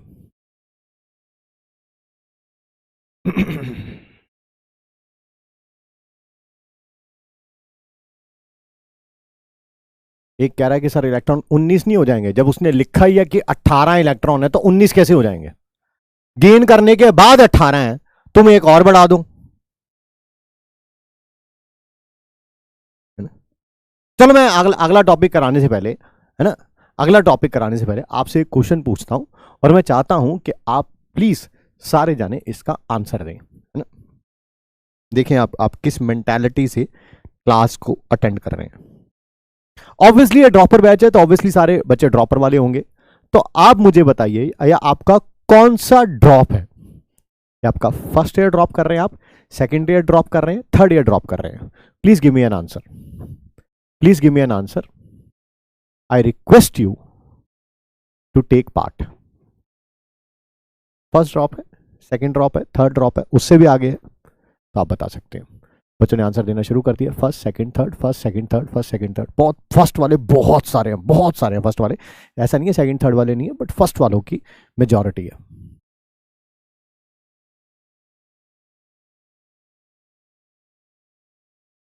चैट ऐसे भाग रही है, चैट नहीं है ये, चैट है, चैट है।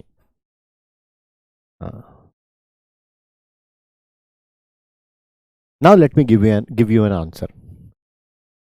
ये आपका फर्स्ट ड्रॉप नहीं है, ये आपका सेकंड ड्रॉप नहीं है, ये आपका थर्ड ड्रॉप नहीं है, ये आपका लास्ट ड्रॉप है। इसके बाद दोबारा चांस नहीं मिलेगा। This is your last chance to wear that apron. This is your last chance to wear that stethoscope. जब तक इस मेंटालिटी से आप क्लास को अटेंड नहीं करेंगे कि या तो इधर या उधर, सक्सेस मिलनी बहुत मुश्किल है भाई, ठीक है। Change your mentality, what ever the teacher is saying in all your subjects, भाई साहब उसको घोल के पी जाओ अपने अंदर, ठीक है। ये पहला चांस नहीं है, ये दूसरा चांस नहीं है, ये तीसरा चांस नहीं है, ये लास्ट चांस है। लास्ट मींस लास्ट ही है ये, ठीक है। अगले साल घर वालों को नहीं कहना कि यहां एडमिशन दिलवा दो और वहां एडमिशन दिलवा दो और मुझे प्राइवेट कॉलेज में 1 करोड़ रुपए लगा के एडमिशन दिलवा दो। No means no. Change your mentality, take that seriousness inside यार। रोज मजाक करने नहीं आ रहे हो, ना आप करने आ रहे हो ना हम करने आ रहे हैं। Take that in your stride. बहुत आसान है लिख देना कि यूट्यूब यहाँ पे कि ऑल इंडिया रैंक 1 आएगा इस बैच से। Show that sincerity in your words ना, वो काम भी करो ना वैसे, है ना, काम भी वैसा होना चाहिए ना। कहना आसान है, कथनी करनी में बहुत फर्क है, बट मेक इट हैपन, ठीक है भाई। लास्ट चांस है, फाड़ दे, है ना, या तो फोड़ दो या छोड़ दो, ठीक है। चलिए आइए, ठीक है, आइए आगे बढ़ते हैं अगले टॉपिक की तरफ। ठीक है बेटा, हम बात कर रहे थे लास्ट क्लास में प्योर सब्सटेंसेस के बारे में। हमने प्योर सब्सटेंसेस दो तरह के पढ़े थे, एक एलिमेंट पढ़ा था, एक कंपाउंड पढ़ा था। एलिमेंट के अंदर भी एटम या मॉलिक्यूल हो सकते हैं, कंपाउंड के अंदर जो सबसे छोटा पार्टिकल होता है मॉलिक्यूल होता है, बना वो चाहे वो एटम से ही होता है। अब हम बात करने जा रहे हैं मिक्सचर्स के बारे में। सर ये मिक्सचर होते क्या है? यहां पर सब्सटेंसेस एक दूसरे के साथ मिक्स करेंगे in any ratio. I repeat it again, in any ratio, in any ratio. ठीक है, क्या here different particles are mixed together in any ratio। Sir कोई एग्जाम्पल दे दीजिए। बिल्कुल, मैंने बोला था एक्सपीरियंशियल लर्निंग पे हमारा ध्यान है कि चीजें जो है वो लंबे समय तक आप मैं पानी पानी हो गई है, पानी गिर गया थोड़ा सा, कोई बात नहीं, ठीक है।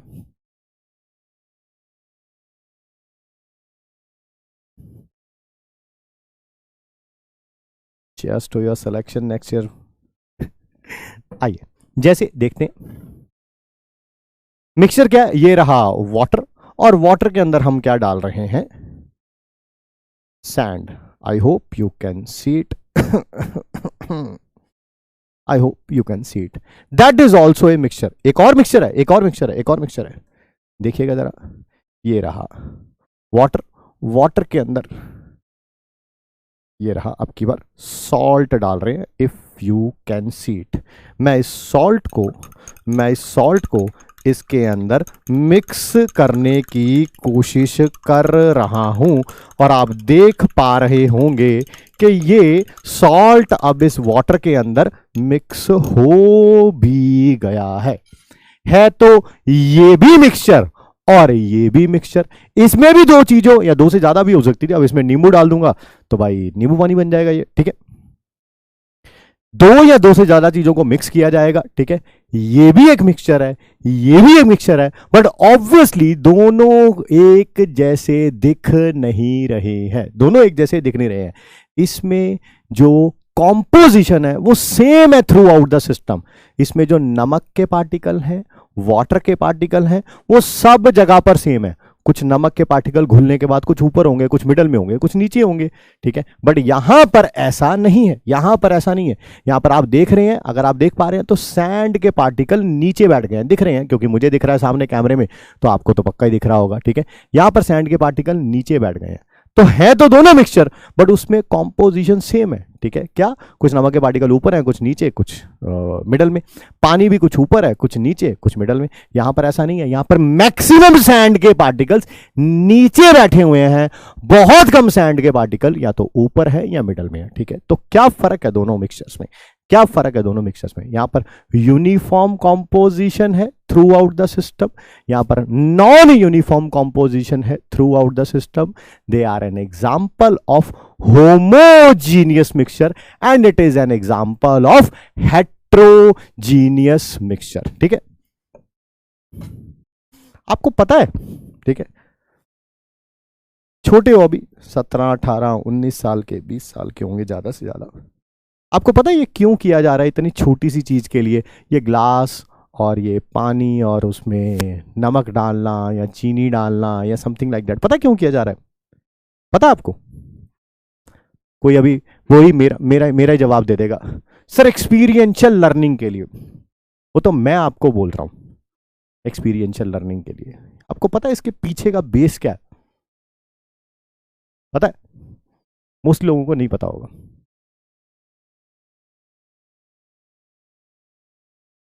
पता है?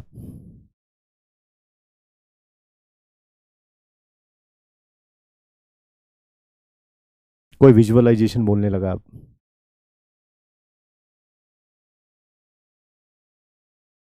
मैं केमिस्ट्री टीच करता हूं आप लोगों को, बट मैं बहुत कुछ पढ़ता हूं, ठीक है। पढ़ने का मतलब केमिस्ट्री से बाहर वाली चीजें, केमिस्ट्री तो पढ़ते हैं, पूरी जिंदगी पढ़ते रहे हैं, पढ़ते रहेंगे, ठीक है। I read a lot of books about brain, and brain हमेशा ना ये याद नहीं रखता, ये याद नहीं रखता। They have same composition through out, नहीं याद रखता। इसके लिए आपको दोबारा अपनी कॉपी रिवाइज करनी पड़ेगी। ब्रेन पता है हमेशा क्या याद रखता है? ब्रेन हमेशा याद रखता है पिक्चर्स। ब्रेन वर्ड्स याद नहीं रखता।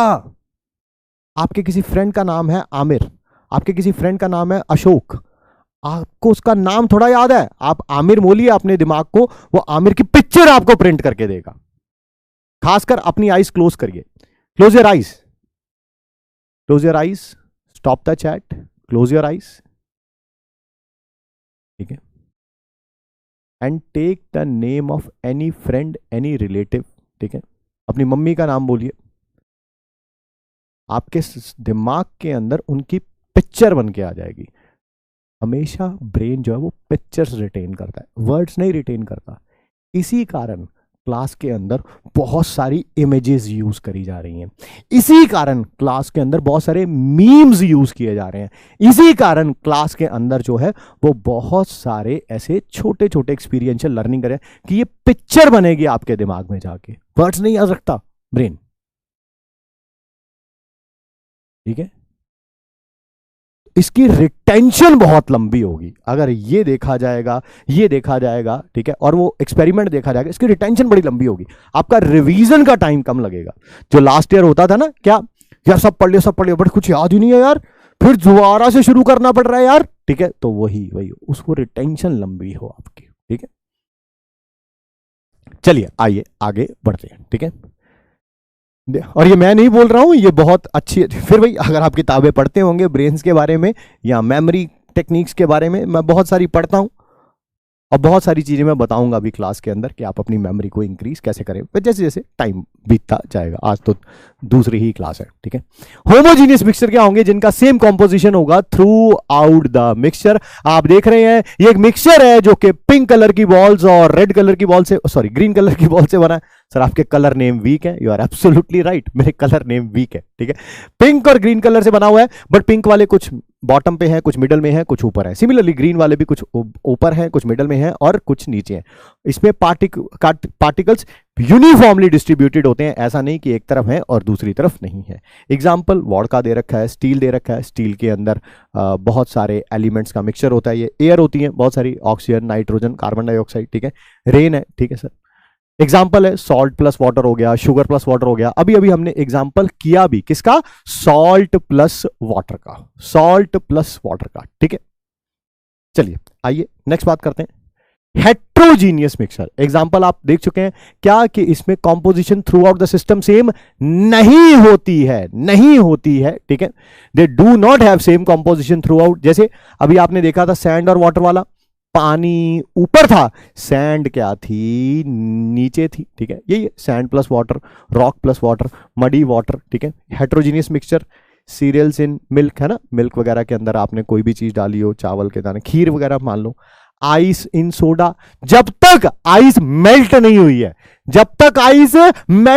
है, तब तक ये हेट्रोजीनियस है। एक बार आइस मेल्ट हो गई, सोडा के अंदर समा जाएगी, तब ये होमोजीनियस मिक्सचर होगा। क्वेश्चन बड़ा शानदार बन सकता है इस पे, आइस इन सोडा या अनडिजॉल्व्ड आइस इन सोडा, तब आप बोलेंगे ये हेट्रोजीनियस मिक्सचर है।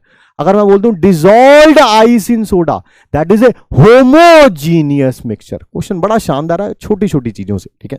सॉइल ऑब्वियसली, ब्लड भी एक हेट्रोजीनियस मिक्सचर है, ठीक है। मडी वाटर क्या होता है? मडी वाटर भैया कीचड़ को बोलते हैं भैया, ठीक है। मिक्सचर्स को हम फिजिकली भी सेपरेट कर सकते हैं और केमिकल मेथड से भी। मैं यहीं पे लिख देता हूं, मिक्सचर्स डिपेंड कर रहा है वो कौन सा है, can be separated by physical और केमिकल मेथड्स। फिजिकल और केमिकल मेथड डिपेंड कर रहा है कैसा है। रेत वाला पानी है, उसको सेपरेट करना बड़ा आसान है, एक छन्नी में से पास कर दो, रेत ऊपर रह जाएगी और पानी जो है नीचे चला जाएगा। बट अगर यही चीनी वाला पानी है या नमक वाला पानी है, होमोजीनियस मिक्सचर है, इनको सेपरेट करना बहुत मुश्किल है। ठीक है, जैसे मान लो नमक वाला पानी है, उसमें से नमक और पानी अलग अलग करना है, तो आपको इसको एवेपोरेट कराना पड़ेगा। ठीक है, तो कई फिजिकल मेथड से हो जाएंगे, कई केमिकल मेथड से होंगे। ठीक है, आइए आगे बढ़ते हैं। अगला क्वेश्चन देखते हैं आप बता पाते हैं कि नहीं, और पोल की फॉर्म में मैं क्वेश्चन दे रहा हूं आपको, सोच समझ के जवाब दीजिएगा। Which one of the following pairs have both present A compound and a mixture. पहला कंपाउंड होना चाहिए, दूसरा मिक्सचर होना चाहिए। पहला कंपाउंड होना चाहिए, दूसरा मिक्सचर होना चाहिए। Your time starts now. सबसे पहले बात करेंगे gun powder and plaster of Paris. Gun powder कई केमिकल्स का मिक्सचर होता है, बट इसने तो बोला था पहला कंपाउंड होना चाहिए, दूसरा मिक्सचर होना चाहिए। यही मिक्सचर है, ये आंसर नहीं हो सकता। आइसक्रीम एंड NaCl, आपको पता ही आइसक्रीम में तो बहुत सारी चीजें डाली जाती हैं यार, दूध होता है, शायद थोड़ा पानी भी होता है, चीनी भी होता है, और भी बहुत सारी चीजें होती हैं, यानी कि ये पहला वाला मिक्सचर है, बट इसने तो बोला था पहला कंपाउंड होना चाहिए, ये भी आंसर नहीं है। लेमन जूस, शिकंजी जिसे आप बोलते हैं, उसमें तो देखा ही था आपने, पानी, चीनी, नमक, नींबू, बहुत सारी चीजें, तो पहला मिक्सचर है, इसने बोला था पहला कंपाउंड होना चाहिए, ये भी गलत है। यहां पर है पहला अमोनिया और फिर सॉल्ट सॉल्यूशन। अमोनिया एक कंपाउंड है, it is made up of different elements. ठीक है, डिफरेंट एलिमेंट के एटम से मिलकर बना हुआ है, नाइट्रोजन और हाइड्रोजन से। दूसरा मिक्सचर, हाँ, नमक वाला पानी। Yes, that is option number A is correct, absolutely right. आइए आंसर की तरफ चलते हैं, ये अपना कैलकुलेशन करता रहेगा। मैं आपसे अगला क्वेश्चन पूछ रहा हूं तब तक। ये वही है, वो नमक वाला पानी है। ठीक है, इसके अंदर मैं ये चीनी डाल रहा हूं, चीनी चीनी चीनी चीनी। बताइए राइट नाउ ये कौन सा मिक्सचर है? राइट नाउ ये कौन सा मिक्सचर है? Homogeneous, heterogeneous, homogeneous, heterogeneous. हमने लिखा है इसका एग्जाम्पल, अगर आप नोट्स बना रहे होंगे तो आपको पता होगा, हमने लिखा है इसका एग्जाम्पल। होमो हेट्रो, होमो हेट्रो, होमो हेट्रो, होमो हेट्रो।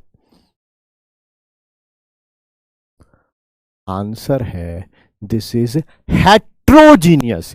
सर आपने तो यहां पर होमोजीनियस में इसका लिखा है, बेटा वो शुगर जब वाटर में डिसॉल्व होगी वो तब होगा होमोजीनियस। राइट नाउ ये अनडिसॉल्व फॉर्म में है, right now this is heterogeneous. अगर मैं इसे बार बार डिसॉल्व करने की कोशिश करता रहूं, जब डिसॉल्व हो जाएगा तब ये क्या कहलाएगा? होमोजीनियस। राइट नाउ अभी भी काफी डिसॉल्व हो गई है, काफी बची हुई है, अभी भी ये हेट्रोजीनियस ही है ना? जी जी जी, तो अच्छा क्वेश्चन था।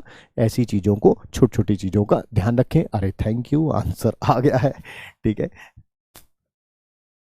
अंकन घोष, स्वप्निल है, यशपाल है, सूरज है, जॉयश्री है। वेल डन बेटा, आपको भी और बाकी सबको भी बेटा, जिनका आंसर करेक्ट था। पोल में सही में पहुंच पाओ या ना पहुंच पाओ, बट आंसर आपका करेक्ट होने की कोशिश होनी चाहिए। ये बेटा हमने सारा जितना आज तक पढ़ा था मैटर से रिलेटेड, सारी चीजें इसमें प्रेजेंट है, सारी। तो आप इसको MIT में नोट कर सकते हैं।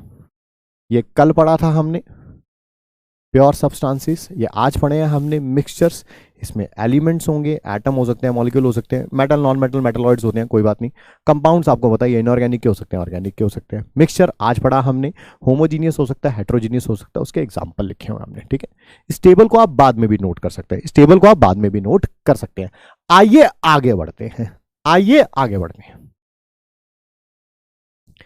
सबसे पहले ग्राम एटॉमिक मास, जिसको शॉर्ट फॉर्म में बेटा हम लोग GAM भी बोल देते हैं, ग्राम एटॉमिक मास। देखो नाम से ही पता चल रहा है, पहली बात तो हम एटम के बारे में बात कर रहे हैं। किसके बारे में बात कर रहे हैं? हम एटम के बारे में बात कर रहे हैं। ठीक है सर, ये ग्राम एटॉमिक मास होता क्या है? ध्यान से सुनिएगा। मास नंबर वो तो पता चल चुका, हाँ सर पता चल चुका। उसको ग्राम्स में लिख दो तो वो बन जाता है gram atomic mass. Very good sir. Example, example ये देखिए, ऑक्सीजन। क्या आज हमने क्लास में पढ़ा है कि ऑक्सीजन का मास नंबर 16 है? यस। तो कोई पूछ ले ग्राम एटॉमिक मास बताओ ऑक्सीजन का, इस मास नंबर को ग्राम में लिख दो, यानी कि 16 ग्राम। मुझे जल्दी से आप ग्राम एटॉमिक मास बताओ सल्फर का, मुझे जल्दी से ग्राम एटॉमिक मास बताओ फॉस्फोरस का। Be quick. Gram atomic mass क्या होता है? जब मास नंबर को ग्राम में लिख दिया जाता है, मास नंबर को ग्राम में लिख दिया जाता है, वो क्या कहलाता है? Gram atomic mass. Sir sulphur के केस में ऑब्वियसली ये जो मास नंबर 32 है, मैं लिख दूंगा 32 ग्राम, तो ये क्या कहलाएगा? Gram atomic mass of sulphur. Phosphorus के केस में ये 31 है मास नंबर, तो अगर मैं इसे लिख दूंगा 31 ग्राम, तो ये क्या कहलाएगा? Gram atomic mass of phosphorus. ठीक है, चलिए आइए आगे बढ़ते हैं। नेक्स्ट, ग्राम मॉलिक्यूलर मास, या जिसको मोलर मास भी बोलते हैं। ठीक है सर। सर ये कैसे कैलकुलेट किया जाता है? बहुत छोटी सी चीज है, पर देखिए बोला था बेसिक से पढ़ाएंगे, तो बेटा बेसिक से पढ़ाना तो पड़ेगा। जब चैप्टर का एंड होगा ना, जब चैप्टर का एंड होगा, तब तक आप बहुत सारी चीजें सीख चुके होंगे, बहुत सारी चीजें। आपको लगेगा वाकई यार I have gained a lot from this chapter. Gram molecular मास या मोलर मास, किसी से भी पढ़ा हो आपने ये चैप्टर, जब चैप्टर का एंड होगा। हाँ, शुरुआत बेटा हमें बेसिक से करनी पड़ेगी। कैसे फाइंड आउट करेंगे? सबसे पहले लेंगे ग्राम एटॉमिक मास, या ग्राम एटॉमिक मास की जगह ऐसे लिख दूं यहां पर A, that is mass number into number of atoms of each element. हर एक का मास नंबर उसके नंबर ऑफ एटम से मल्टीप्लाई करो, और फिर वही। इसका मतलब क्या होता है सर? इसको साइन का मतलब होता है ऐड कर दो। आंसर लिख देना ग्राम में, आंसर लिख देना ग्राम में, यह आ जाएगा ग्राम मॉलिक्यूलर मास या मोलर मास। इसके ऊपर 2-3 क्वेश्चन कर लेते हैं बेटा। हमें ग्राम मॉलिक्यूलर मास फाइंड आउट करना है। किसका? पहले H2O का, फिर H2SO4 का, फिर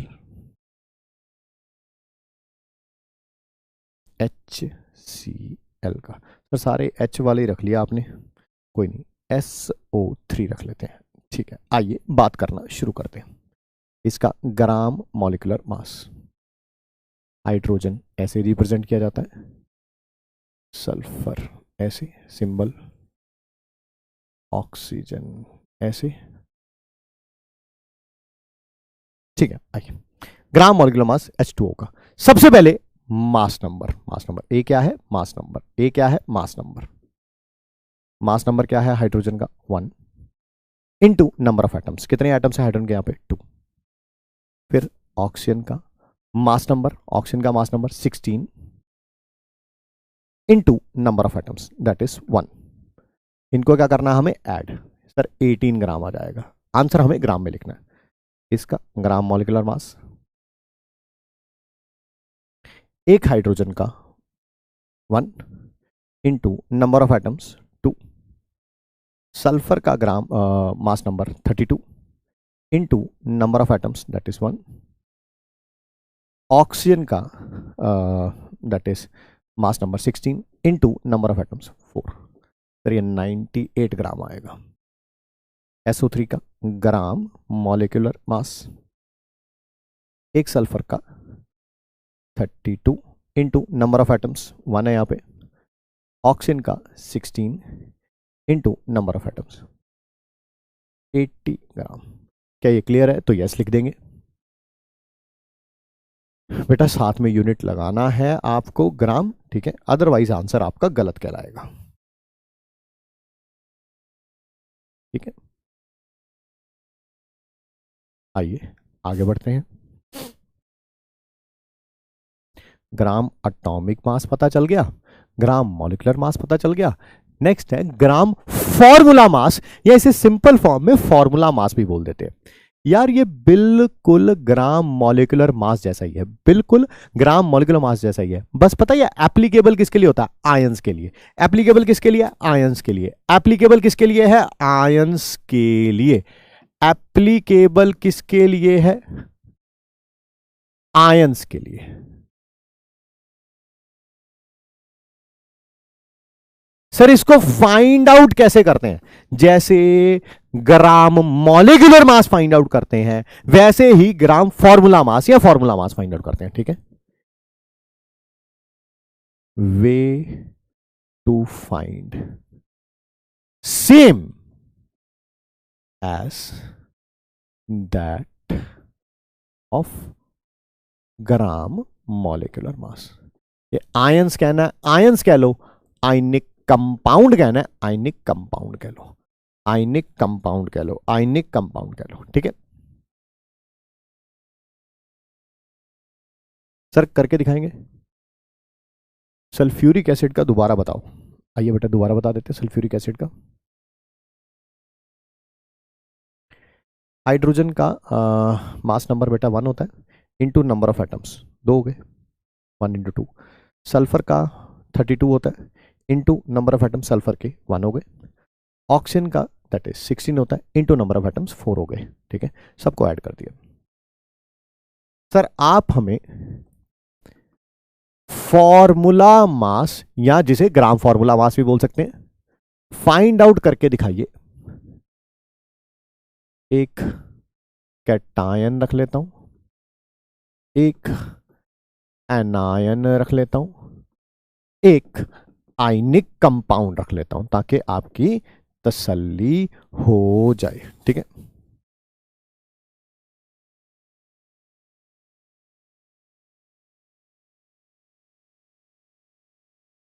सिंबॉलिक रिप्रेजेंटेशन सबका लिख देता हूं। सोडियम 11 23, कार्बन 6 12, ऑक्सीजन क्या करना है यार इसका 8 और 16, कैल्शियम 20 40, ब्रोमीन 35 और ये 80। करें, एक कैटायन रख लिया, एक एनायन रख लिया, और एक हमने आयनिक कंपाउंड रख लिया। आइए इसका फॉर्मूला मास क्या होगा? जैसे हम मॉलिक्यूल के लिए फाइंड आउट करते थे वैसे ही करना है। सबसे पहले तो इसका मास नंबर इनटू कितने सोडियम है यहां पर? एक। अरे ये चार्ज नहीं देखना है, ये नंबर देखना है, नंबर देखना है। एक ही सोडियम है सर, 23 ग्राम आ गया। बिल्कुल सही कह रहे हैं आप। फिर इसका फॉर्मूला मास बेटा, कार्बन का मास नंबर कितना हो जाएगा बाबू? 12 इंटू कितने कार्बन है यहाँ पे? 1। ऑक्सीजन का कितना हो जाएगा sir? 16 into number of atoms. Sir ये 60 आ जाएगा, सही कह रहे हैं जी आप, 60 आ जाएगा, 60 आ जाएगा, हाँ 60 आ जाएगा। सर कैल्शियम ब्रोमाइड का बताइए। एक कैल्शियम का कितना होगा? 40 इंटू 1, ब्रोमीन का 80 इंटू 2। सर ये 200 आ जाएगा, सही कह रहे हैं जी आप, 200 आ जाएगा।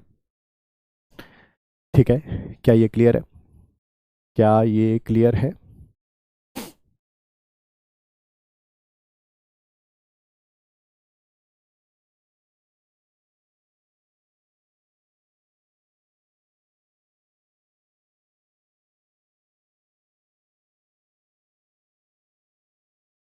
ब्लड हेट्रोजीनियस होता बेटा, तभी तो उसे कोलाइड्स में पढ़ते हैं।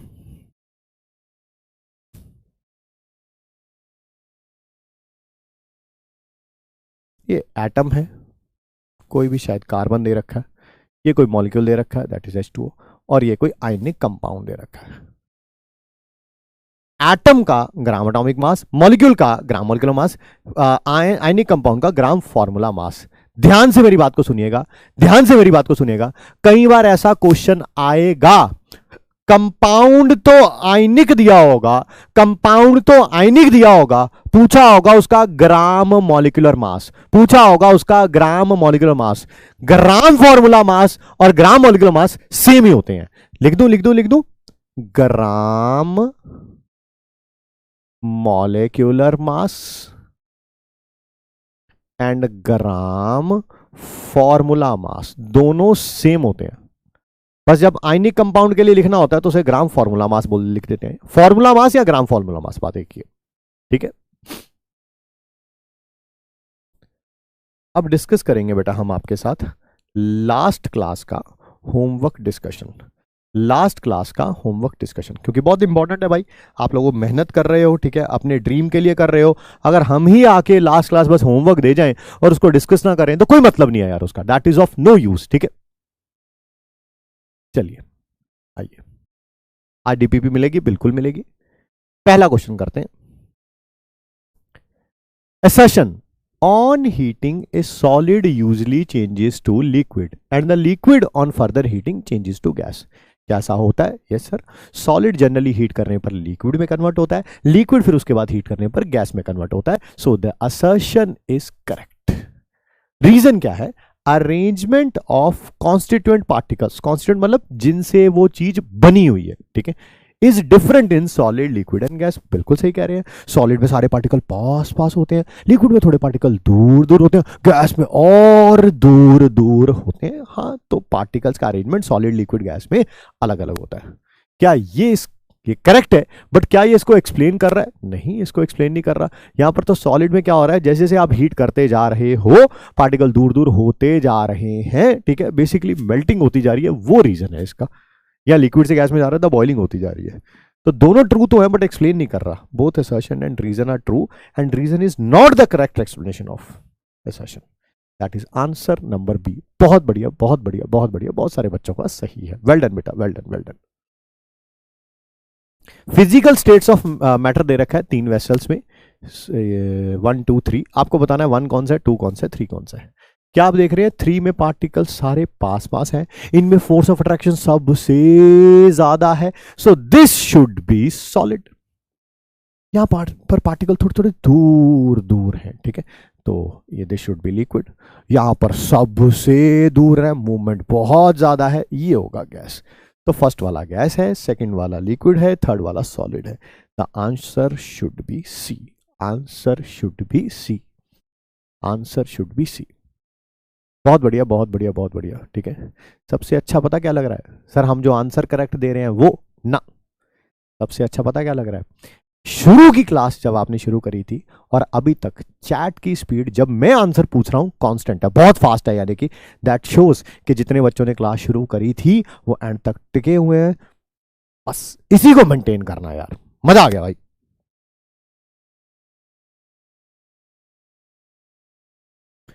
Which one of the following statement is correct? जो भी फाइंड आउट करना है पहले उसको अंडरलाइन कर लेंगे। आइए बताते हैं कौन सी स्टेटमेंट करेक्ट है।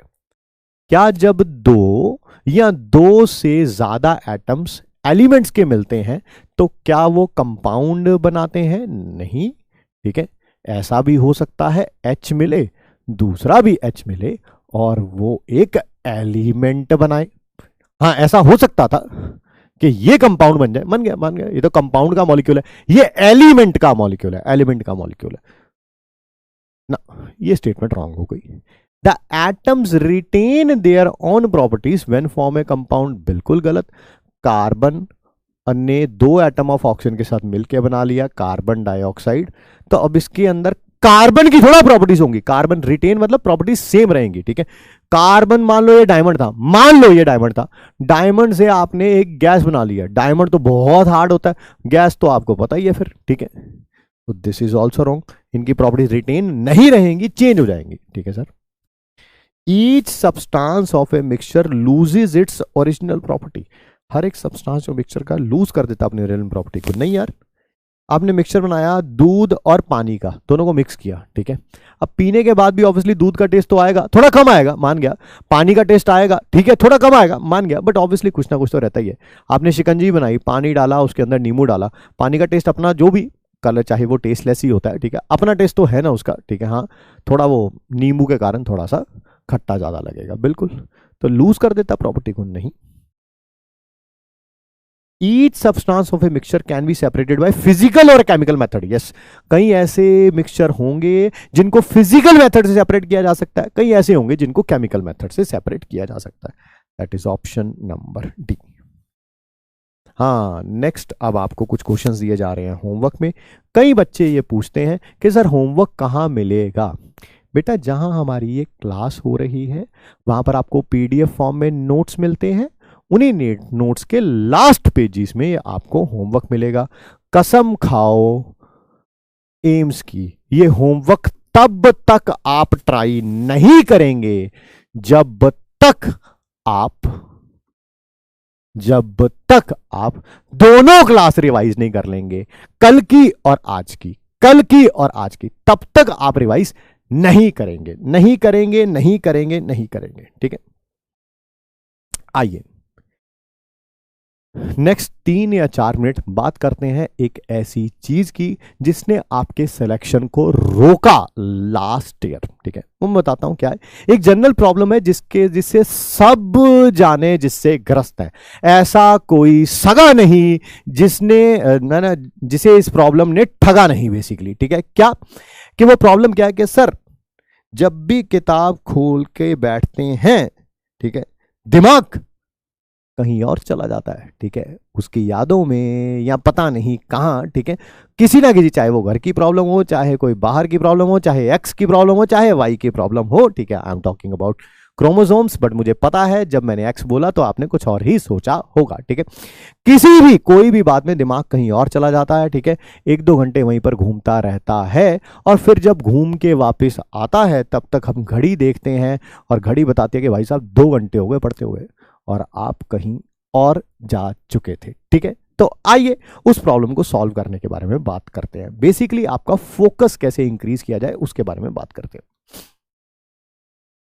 मैं प्रॉब्लम आपको वही बताऊंगा जो मैंने किताबों में पढ़ी है, अपने ऊपर अप्लाई करी है, उसके बाद हजारों लाखों बच्चों को बताया है, उनका भी फीडबैक। मतलब एक तो ऐसा हो सकता है ना, कोई चीज मेरे पे वर्क करे और आप पे वर्क ना करे, जब उनका भी फीडबैक बहुत पॉजिटिव आया है मैं तभी आप लोगों को यह बात बता रहा हूं। How to increase your focus, that is use pen technique. Sir ये पेन टेक्निक क्या है? अभी राइट नाउ मेरे पास यहाँ पर कोई कॉपी किताब है नहीं, बट मैं ढूंढने की कोशिश करता हूं। कोई कागज पड़ा हुआ है यहाँ पे, ये देखिए, ये कागज पड़ा हुआ है। मान लीजिए मैं जो भी पढ़ रहा हूं यहाँ पे, ठीक है, ये यहाँ पर मैं जो भी पढ़ रहा हूं, ठीक है, मैं जो भी चीज पढ़ूंगा हमेशा मेरा पेन जो है उसके ऊपर चलता रहेगा। लिखा हुआ है lambda A is equal to 1 angstrom, M B is equal to 0.25 M A, V B is equal to 0.75 V A. ये सब कुछ जो लिखा हुआ है मैं इसे पढ़ता रहूंगा। ये पेन मेरा साथ साथ उसके ऊपर चलता रहेगा।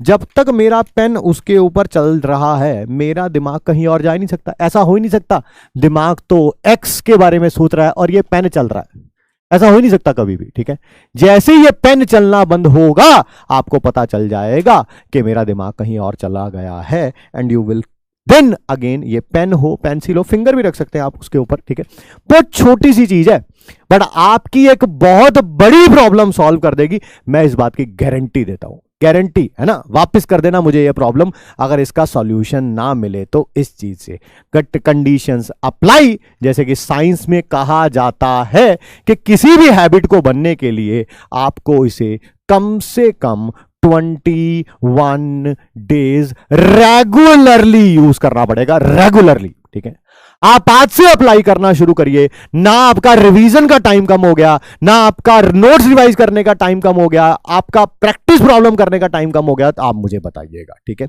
सो मेक श्योर करिए इससे एफिशिएंसी इंक्रीज करिए। ठीक है, जितना आपकी एफिशिएंसी इंक्रीज होगी बहुत बड़े बड़े कामों को बहुत कम समय में करने लगेंगे और चीजें उतनी ज्यादा रिटेन रहेंगी। ठीक है, welcome welcome welcome welcome, thank you thank you thank you. बात करेंगे जो बहुत सारे बच्चे बहुत सारे इश्यूज भी बता रहे हैं। ठीक है, कि सर ये प्रॉब्लम है, वो प्रॉब्लम, सब बात करेंगे, बट इनको आप यूज करिए। मैं और हर दूसरे तीसरे दिन कुछ ना कुछ इन टॉपिक्स पे बात करता रहूंगा जिससे आपकी एफिशिएंसी इंक्रीज करी जाए।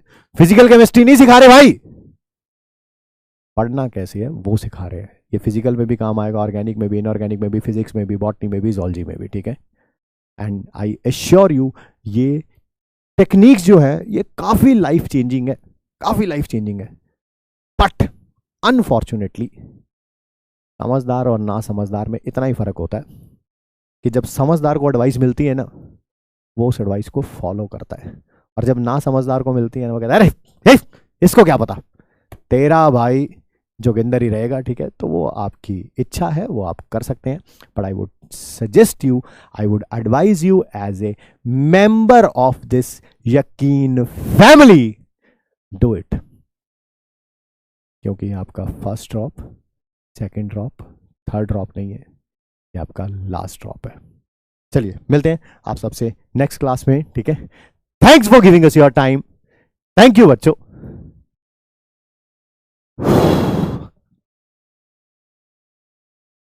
बंद कैसे होगा?